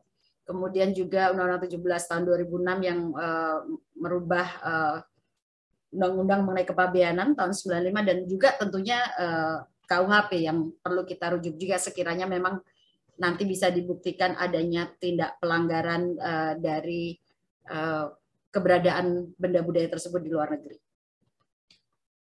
Nah, Bapak Ibu sekalian, yang menjadi tantangan sebenarnya bagi kita bersama pada saat kita berbicara bagaimana kita harus mengembalikan benda budaya, objek yang diduga benda budaya. Nah, itu sebenarnya hingga ada SOP ini kita terbitkan, tidak terdapat kejelasan alur prosesnya. Siapa yang harus melit, siapa yang apa-apa saja yang harus dilakukan. Makanya itulah yang menjadi pemikiran kami, sumbangsi kami untuk mencoba supaya terdapat keseragaman, terdapat konsistensi kita dalam upaya kita untuk mengembalikan benda budaya tersebut. Juga koordinasi, nah ini juga merupakan tantangan kita juga terkait dengan koordinasi, serta karena tidak adanya juga pengaturan-pengaturan teknis, kejelasan mengenai bagaimana verifikasi dan kompensasi itu akan dilakukan. Hal ini juga kadang-kadang mempersulit juga. Itu merupakan itu menjadi tantangan tersendiri bagi pemerintah Indonesia. Serta tidak adanya panduan bersama terkait dengan hal ini. Makanya kami Kementerian Luar Negeri, dalam hal ini Direktorat Jenderal Hukum dan Perjanjian Internasional, berinisiatif membuat suatu SOP yang tentu saja juga melibatkan kementerian lembaga terkait dalam penyusunannya ini, yaitu SOP pengembalian benda budaya Indonesia yang berada di luar negeri.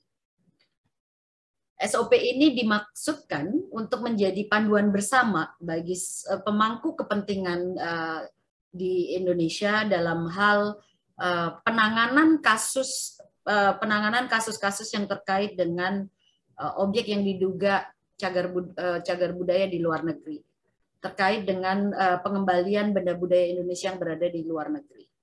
Nah, Bapak Ibu sekalian, intinya ini alur yang kami coba susun, alur yang ada di dalam SOP, di mana sekiranya terdapat objek yang diduga cagar budaya, hal itu harus diinformasikan secara resmi dan tertulis.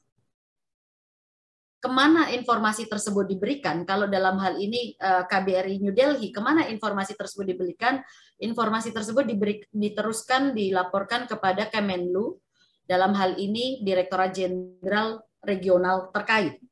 Kalau dari KBRI India terkait dengan pucangan ini, tentunya Direktorat Jenderal Aspasaf yang membawahi India yang akan menjadi koordinator dalam penanganan isunya. Nah, setelah menerima informasi tertulis, nantinya Kemenlu akan mengadakan rapat intercamp. Rapat intercamp dengan melibatkan stakeholder terkait, tentunya stakeholder terkait yang dalam hal ini Kemdikbud, Kemkeu, ANRI, juga Polri, Kemendagri, Pemda terkait yang mungkin asal dari objek yang diduga cagar budaya tersebut, dan juga Perpusnas serta kementerian-kementerian lembaga terkait yang memang dipandang atau dipandang perlu untuk turut serta memberikan masukan atau tanggapan terkait isu yang ada. Nah, dari rapat intercam ini, agenda utamanya adalah untuk menentukan apakah perlu adanya informasi atau dokumen tambahan terkait informasi yang sudah diberikan. Sekiranya perlu, pastinya nanti akan meminta si pelapor untuk menyediakan informasi-informasi tersebut, atau dari pihak-pihak stakeholder di dalam negeri untuk memberikan informasi-informasi dokumen-dokumen tambahan terkait tersebut. Nah, setelah itu juga untuk memverifikasi data, dokumen, informasi yang ada, baik data yang awal maupun data tambahan, kita perlu verifikasi. Nah, selain dari hal itu, agendanya adalah juga untuk menentukan apakah perlu adanya tim verifikasi khusus dan juga penugasan tim verifikasi khusus untuk datang ke TKP, untuk datang ke lapangan untuk melihat langsung dari objek yang diduga cagar budaya tersebut. Nah, dari hasil rapat ini, putusan dari hasil rapat ini terkait dengan apa rekomendasi dan juga langkah-langkah intercam yang akan dilakukan atas laporan tim verifikasi, nantinya akan ada dua kemungkinan. Bisa jadi dari tim verifikasi berdasarkan laporan dari tim verifikasi, nantinya rapat intercam memutuskan untuk tidak dikembalikan. Kenapa tidak dikembalikan?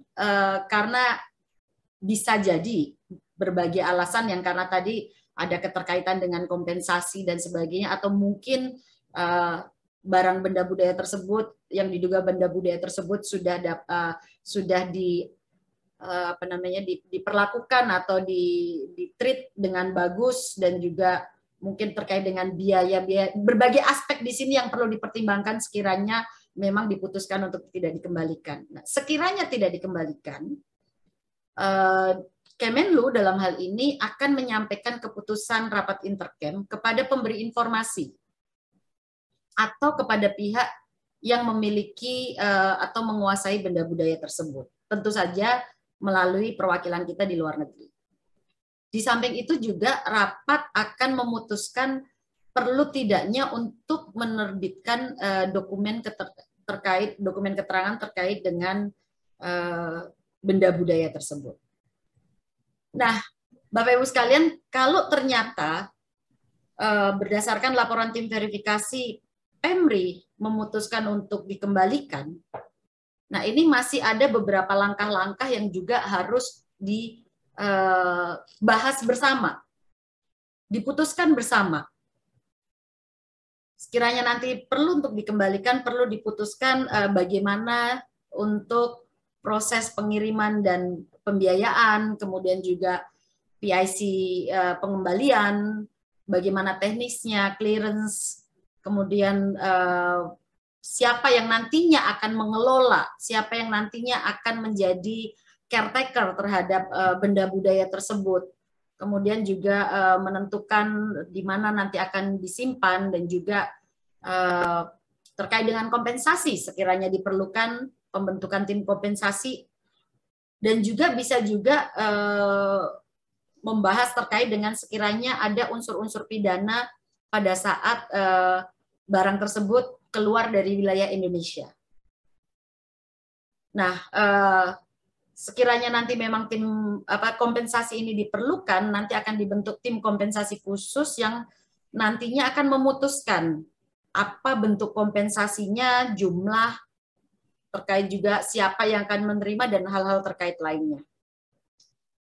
Nah, kalau itu sudah diputuskan, sudah hal-hal yang di atas tadi sudah kita putuskan bersama, kemudian Kementerian Luar Negeri akan menyampaikan permohonan resmi kepada pihak otoritas terkait atau pihak yang menguasai benda budaya tersebut melalui perwakilan kita di luar negeri, tentu saja dengan didukung dokumen-dokumen pendukung yang lengkap dan juga hasil verifikasi.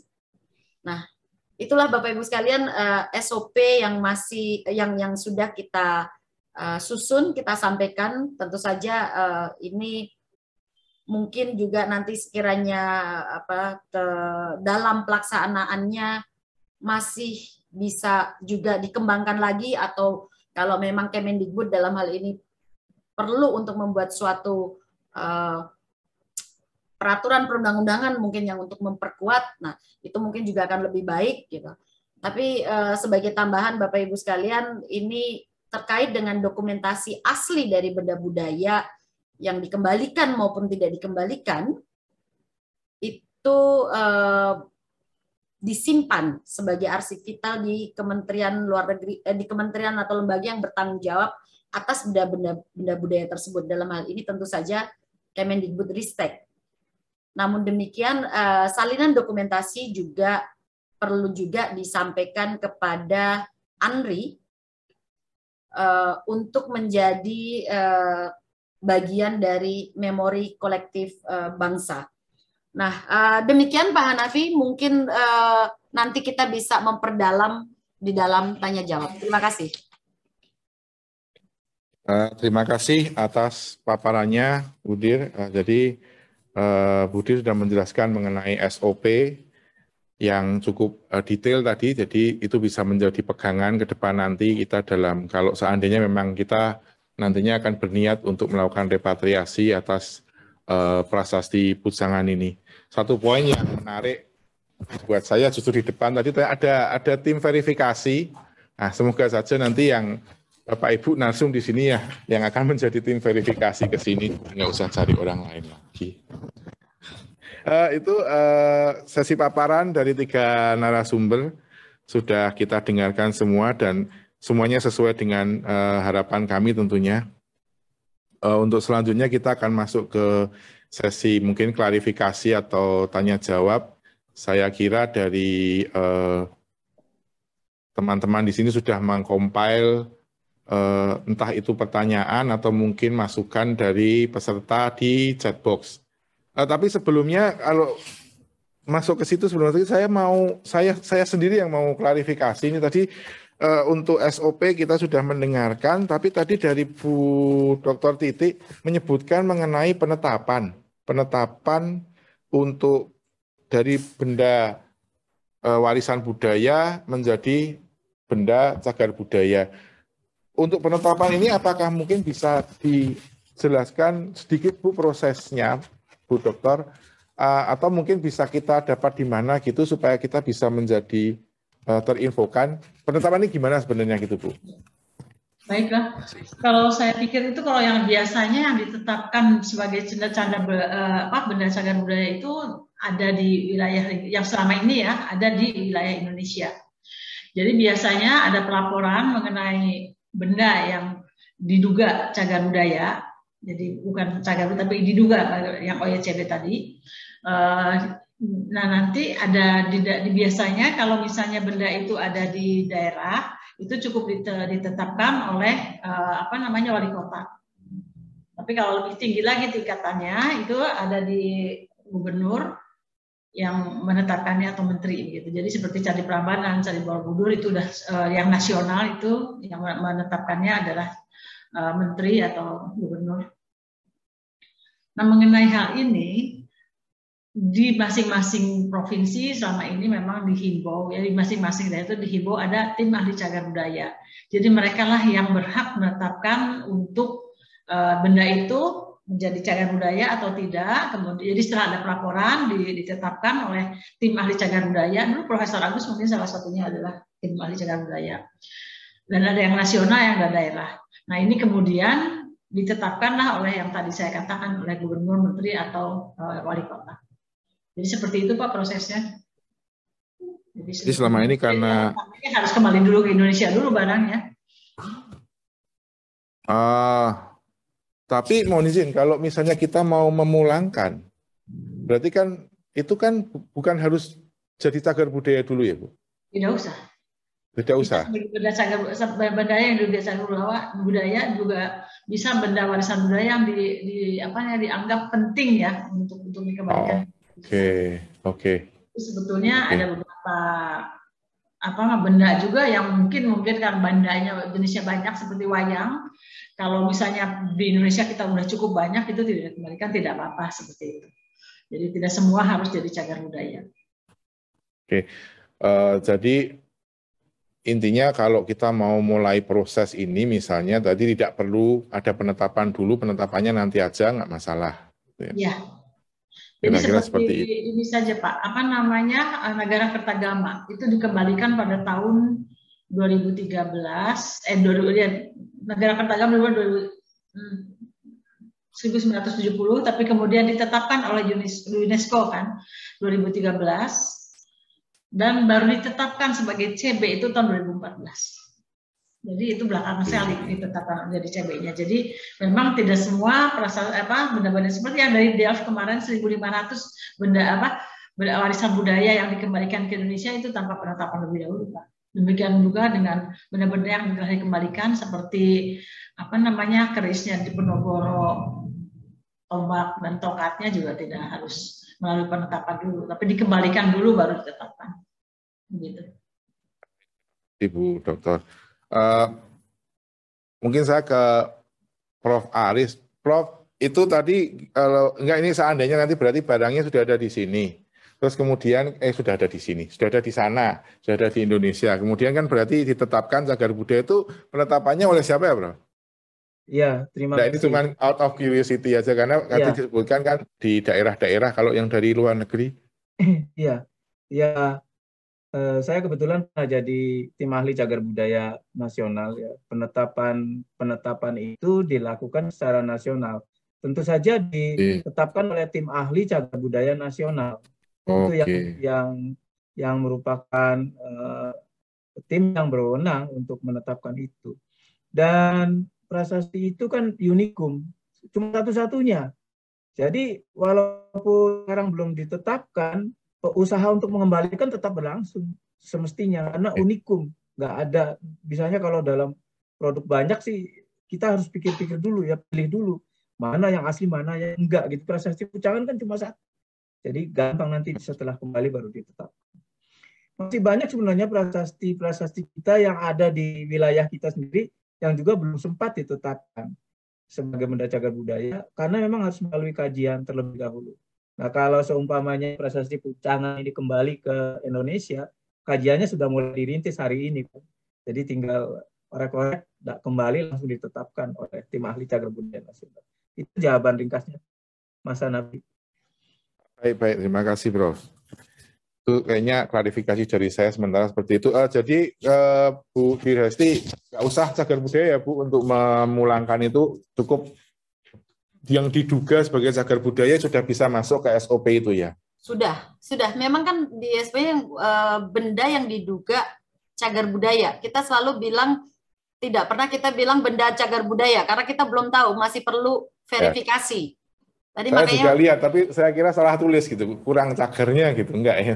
Memang benda budaya ya, Bu? Ya, benda yang diduga, ya Pak ya. Jadi objek yang diduga benda cagar budaya. Sip. Baik, terima kasih dari kami itu sementara klarifikasinya mungkin dari pertanyaan pertama. Silakan Mas Fendi dibacakan pertanyaan, saya nggak kelihatan soalnya. Baik, terima kasih. Ini ada pertanyaan dari Pak. Yang pertama tuh dari Pak Arif Wibowo kepada Profesor Aris. Bisa langsung menyampaikan pertanyaan atau harus dibacakan? Ya, bisa allow to talk kayaknya. Ini bisa allow to talk. Pertama dari Pak Arif Wibowo.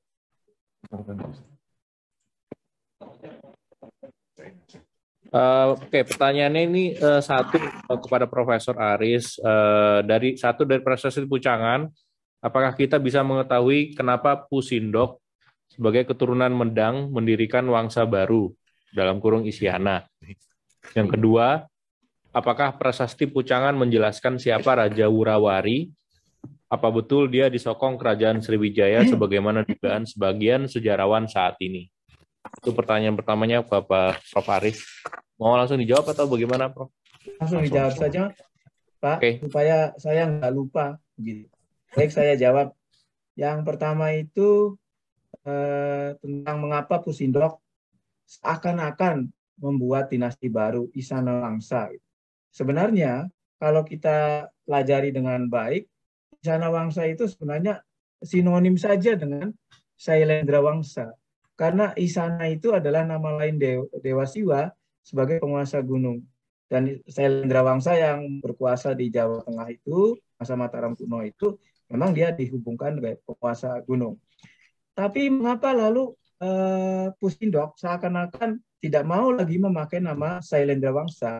Karena sangat mungkin, ini baru hipotetik, karena dia sudah berkuasa dengan pusat kekuasaannya bukan lagi di wilayah yang lama, di Mataram, Jawa Tengahan, tetapi sudah pindah ke Mataram yang baru, namanya tetap Mataram. Profesor Buhori itu menemukan bahwa kerajaannya sampai Dharma Wangsa Teguh ketika Pralaya itu terjadi, itu masih Mataram.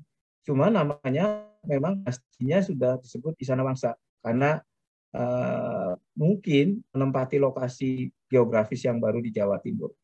Lalu mengenai Wurawari, di dalam Prasasti Pucangan tidak disebutkan siapa jati diri Wurawari, cuma disebutkan peristiwa Pralaya, datang serangan tiba-tiba dari Raja Wurawari. Memang banyak sarjana yang menghubung-hubungkan Wurawari ini jangan-jangan itu baru tafsiran dari tafsiran adalah orang atau kerajaan daerah yang memihak pada Sriwijaya pada saat itu. Menurut berita Cina memang ada konflik antara kerajaan Mataram kuno di Jawa Timur itu dengan kerajaan Sriwijaya.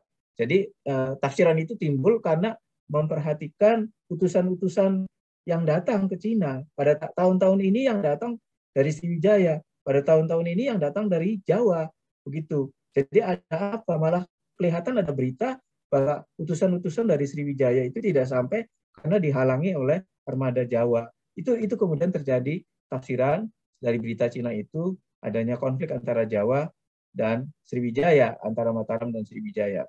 Nah, lalu ada juga yang menafsirkan, ini lain lagi, dari sisi romantik bahwa Wurawari ini jangan-jangan menaksir suka pada putri anaknya Dharma Wangsa Teguh, tetapi cintanya ditolak karena Dharma Wangsa Teguh lebih memilih kemenakannya, Dharma Wangsa Airlangga itu, yang putra Raja Bali, Darmodayana Warmadewa yang kawin dengan adiknya Dharma Wangsa Teguh. Jadi itu ada cerita romantis di situ.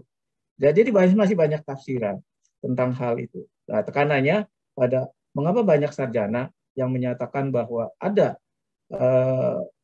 seakan-akan ada konflik antara Mataram kuno dan Sriwijaya itu dari berita Cina sebenarnya, dari tafsiran berita Cina.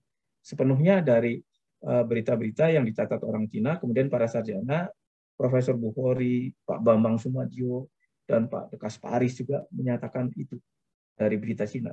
Coba bisa telusuri lagi, Mas Arief, dari berita Cina yang asli. Terima kasih. Terima kasih, Prof.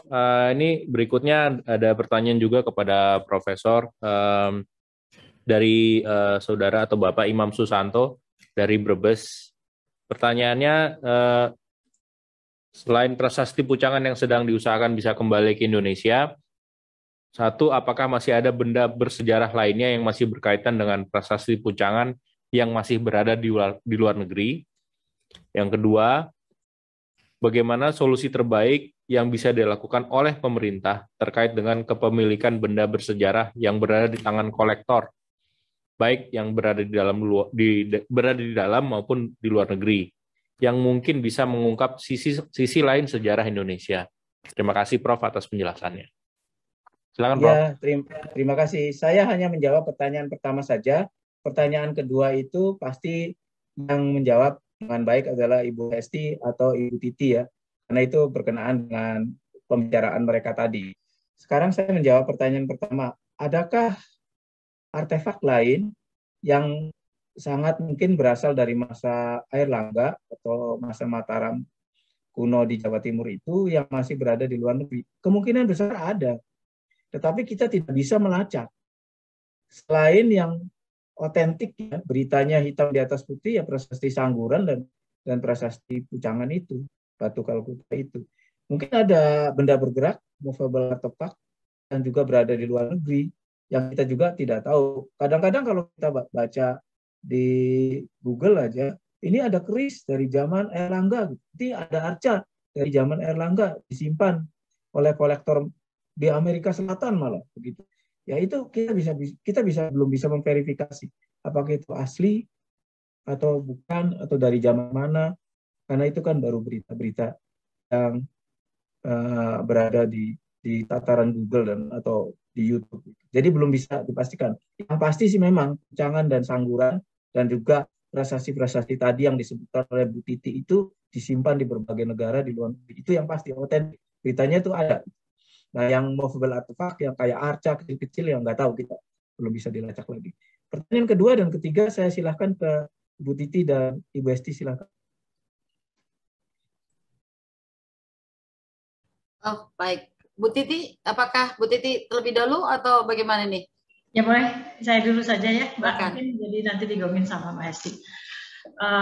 Kalau menurut saya dengan adanya undang-undang yang baru itu, yang menggantikan undang tahun 1992 dengan adanya undang-undang tahun 2010 yang menyebutkan bahwa warga negara Indonesia itu boleh mempunyai benda cagar budaya asal didaftarkan, boleh memperjualbelikan cagar budaya asal tetap berada di wilayah Indonesia dan juga didaftarkan. Jadi kita bisa menelusuri kemana benda itu berada.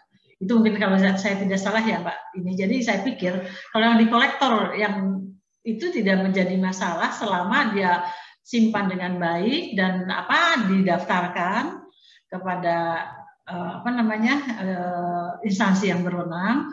Kemudian setelah pendaftaran itu juga bisa perjualbelikan, tetapi juga melalui jalur yang sudah ditetapkan juga dalam undang-undang seperti itu. Jadi kalau menurut saya asal tidak diperjualkan ke luar negeri itu. Tapi permasalahannya sekarang itu kan banyak kolektor yang nakal ini yang justru menjualbelikannya itu ke orang asing yang sebetulnya itu dilarang sama sekali.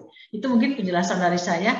Bisa ditambahkan oleh Bu Hesti, mungkin ada kesalahan juga dari saya. Ya, terima kasih. Sebenarnya prinsipnya sudah mencakup semuanya. Jadi intinya memang di dalam undang-undang mengenai cagar budaya itu sudah dijelaskan secara jelas bahwa penguasaan dan kepemilikan cagar budaya itu tidak serta-merta semuanya dimiliki oleh pemerintah, tetapi orang perorangan individual juga dapat memiliki, dan tentunya tadi sudah dijelaskan oleh Dr. Titi bahwa ada kewajiban dari mereka untuk mendaftarkan dan merawat. Bahkan kalaupun di dalam undang-undang pun dijelaskan kalau ternyata benda budayanya itu rusak pun mereka juga harus melaporkan. Jadi jelas, dan tadi juga boleh dialihkan selama masih berada di dalam wilayah Republik Indonesia. Jadi intinya tetap berada di Indonesia. Tetapi kalau tadi menyikapi bagaimana jika itu kemudian disampaikan keluar, nah itulah tadi sebenarnya di dalam SOP tadi sudah kita sampaikan bagaimana prosedurnya dan juga apakah ada unsur-unsur pidana di situ. Nah, kalaupun memang ada unsur pidana ya nanti pastinya juga akan kita ambil langkah-langkah yang diperlukan, dan juga tentunya kerjasama internasional perlu untuk kita perkuat. Nah, tadi juga sudah kami sampaikan bahwa ada, kalau memang kita nantinya perlu penting banyak sekali, katakanlah kalau sudah ini, kalau tadi saya mendengarkan kan dari Bu Titi sampaikan kan sudah menginventarisir dan membuat list ya Bu ya, yang maksudnya benda-benda budaya yang tersebar di berbagai wilayah, maksudnya tersebar di berbagai dunia, penjuru dunia itu, untuk mana-mana saja yang yang ada gitu.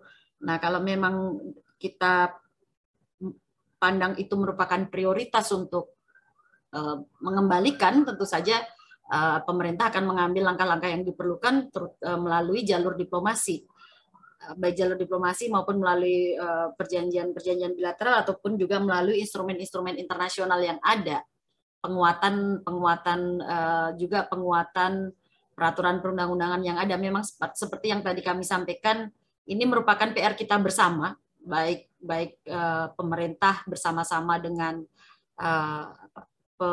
pemerhati budaya.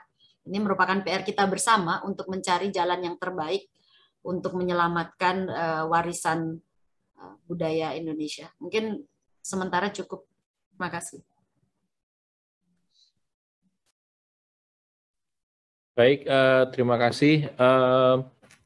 Berikutnya ada pertanyaan dari Saudara Ageng dari Malang. Ini nggak ditujukan ke salah satu narasumber, tapi pertanyaannya adalah beberapa prasasti di luar negeri sudah digitalisasi dan dipublikasikan serta dapat diakses atau dibaca secara daring. Namun masih banyak pula yang belum dipublikasikan. Apakah kedepannya akan ada upaya untuk mendigitalisasi dan mempublikasikan prasasti-prasasti yang belum dapat diakses secara daring tersebut? Terima kasih. Mungkin bisa ke Bu Titi atau ke Prof. Mungkin saya, Pak, ya. Oke, siap. Jadi mengenai prasasti-prasasti yang di luar negeri itu memang yang prasasti-prasasti dari University Leiden itu memang tampaknya sudah didigitalisasikan dan disebarkan ke umum, jadi siapa saja bisa mengaksesnya. Tetapi prasasti-prasasti lainnya ya, itu kan tergantung, bukan kita yang bisa mendigitalisasikannya tapi dan mempublikasikannya, tetapi justru dari pihak museum-museum yang menyimpan benda tersebut. Jadi mungkin itu yang harus diusulkan ya, tapi kalau itu kan saya tidak tahu juga prosesnya seperti apa kalau untuk mengusulkan ini sepertinya, itu mungkin harus ke museumnya secara pribadi atau bagaimana. Jadi jelas sekali bahwa untuk mendigitalisasikan itu bukan wewenang daripada kami. Nah, terima kasih. Baik, terima kasih Ibu. Saya kira pertanyaannya sudah semuanya disampaikan. Apa tidak ada masukan-masukan lain mungkin yang kalau dari chatbox ini memperkaya beberapa maaf, ini ada pertanyaan untuk Bu Hesti ternyata. Mengapa RI belum menjadi pihak konvensi 1970 dan bagaimana peran tim repatriasi dalam SOP yang sudah dibuat Kemenlu? Silakan Bu Hesti. Ya, baik. Kenapa RI belum ratifikasi? That's a good question, actually. Begini, pada saat pemerintah ingin berniat untuk mengikatkan diri pada suatu konvensi, ada langkah-langkah yang perlu dilakukan. Nah, dalam hal ini pastinya kan ada kajian terlebih dahulu CBA-nya ya, cost and benefit analysis dan sebagainya, serta kepentingan pemerintah, karena pada saat kita menjadi suatu pihak dalam suatu konvensi, tentu saja juga ada kewajiban-kewajiban yang mengikutinya gitu. Nah, saya rasa terkait dengan konvensi 1970 yang setahu saya, sepemahaman saya, ini sudah mulai diinisiasi oleh Kemdikbud sudah mulai menginisiasi untuk membuat langkah-langkah awal, kajian-kajian. Saya rasa sudah ya Bu Titi ya, kajian-kajian awal dan juga itu sedang dilakukan Pak, Bu, ya. Sama tim penelusuran itu saya tidak tahu sejauh mana yang sudah mereka lakukan. Ya, jadi bukan berarti Pemri tidak berkeinginan untuk meratifikasi, tetapi ada langkah-langkah yang harus dilakukan, dan ini tidak ini melibatkan stakeholder terkait ya, karena nanti ada kita juga harus mempertimbangkan juga kesiapan kita dalam di mana kita juga harus melakukan kewajiban-kewajiban yang ada di dalam konvensi tersebut. gitu. Nah, itu yang jawaban kami. Nah, tadi juga sudah saya sampaikan bahwa ini merupakan PR kita bersama untuk mencari solusi yang terbaik, untuk mencari sarana yang terbaik, mencari jalan yang terbaik supaya kepentingan nasional kita dalam upaya untuk melestarikan benda budaya kita yang ada di luar negeri itu bisa tercapai. Nah, kalau yang pertanyaan kedua mengenai tim repatriasi, mungkin saya a bit lost ya, apakah yang dimaksudkan tim verifikasi mungkin ya. Kalau repatriasi, saya tadi di SOP juga tidak ada sebenarnya tim repatriasi.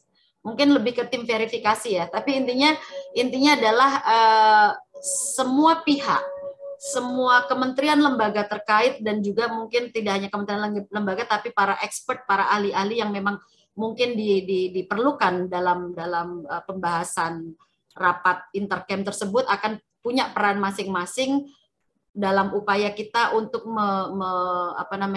mencari satu putusan yang tepat, dan juga menentukan langkah-langkah yang tepat yang perlu diambil oleh pemerintah Republik Indonesia terkait dengan hal tersebut gitu. Jadi mungkin sementara itu, terima kasih.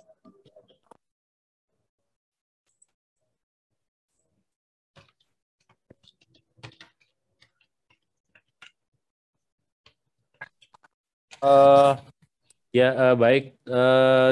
Tampaknya masih ditanggapi lagi sama Saudari Win Juwita Ramelan itu. Dia menyampaikan ada tim repatriasi yang terdiri atas dari Mendikbud, Menlu, Dirjenbud, dan lain-lain. Kalau boleh nih tim repatriasi untuk apa ya, Mas? Kalau boleh disampaikan. Allow to talk aja orang. Mungkin bisa di allow to talk Pak Win ya.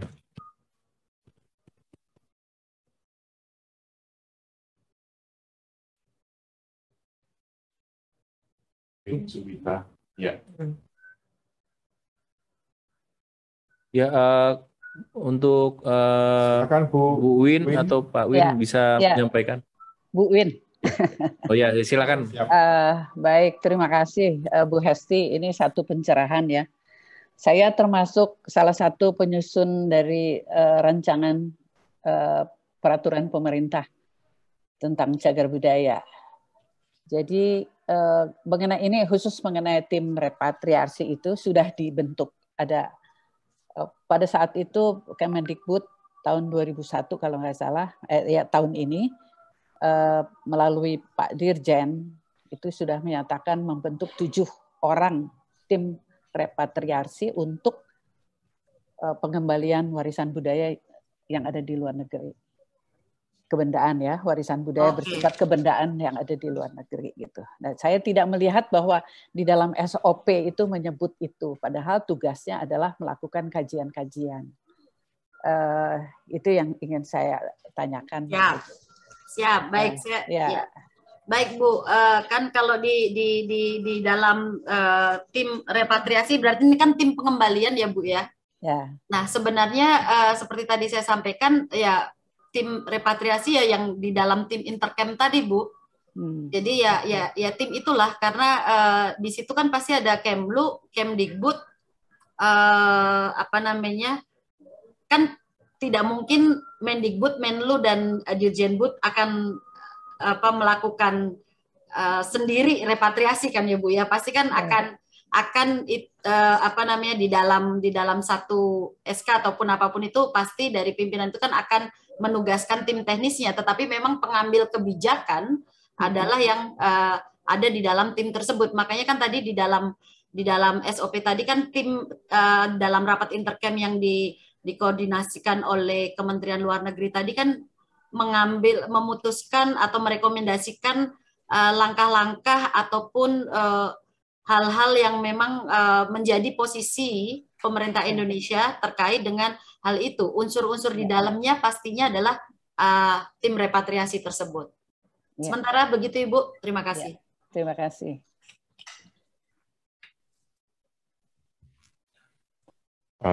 Baik, waktu sudah menunjukkan pukul 10.30 waktu India, berarti sudah jam 12.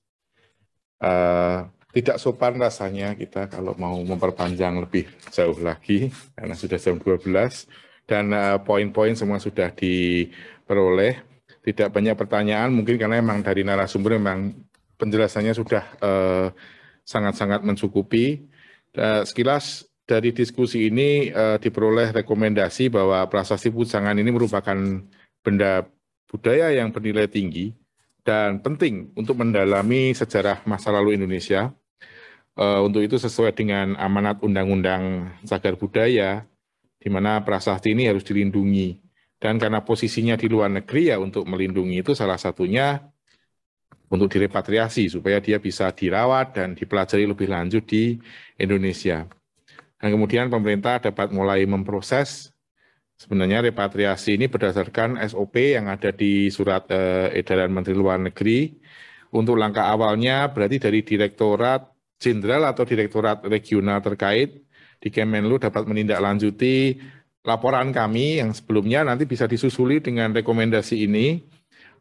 Tindak lanjutnya dengan mengadakan rapat intercamp, melibatkan berbagai pihak seperti Kemdikbud, Kemkeu, Kemdagri, dan pihak-pihak yang lain. Untuk dapat menjawab laporan tersebut dan melakukan tindak lanjut. Demikian kira-kira setelah ini kami akan menyusun rekomendasinya, kami sampaikan kepada pihak-pihak terkait di pusat, dan tentu kami akan sampaikan juga CC-nya kepada para narasumber sebagai informasi. Nah, sepertinya ternyata kalau prosedurnya sendiri kayaknya lebih mudah ya daripada yang saya bayangkan untuk menginisiasi ini gitu, untuk menginisiasi ya. Jadi prosedurnya lebih mudah, hanya tinggal nanti gimana kemauannya cukup kuat atau enggak untuk melanjutkan ini. Nanti yang lama dari Jakarta, Pak Hanafi. Gimana, Bu? Yang lama nanti di Jakarta. Kalau dari KBRI mudah hanya sebagai pelapor. Nanti yang Bu, kami sudah laporkan loh, Bu, bulan zaman dahulu kala pokoknya. April. Sudah kami laporkan. Jadi nanti mungkin yang memakan waktu agak lama di dalam negeri karena mungkin perlu verifikasi nanti Prof. Agus dan Dr. Titi nanti yang mungkin timnya untuk memverifikasi laporan tersebut ya Pak ya. Atau mungkin juga perlu tambahan dokumentasi yang diperlukan seperti nah itu kalau misalnya perlu tim kami siap untuk ke Kolkata untuk membuat foto lebih banyak atau video kalau perlu. Itu dan satu lagi tugas kami. Boleh nggak saya menambahkan ini? Saya lupa. Siap. Tadi rekan Profesor Agus mengatakan bahwa di data Pucangan tidak ada penelitian tentang arkeologinya. Kebetulan saya meneliti daerah situ ya.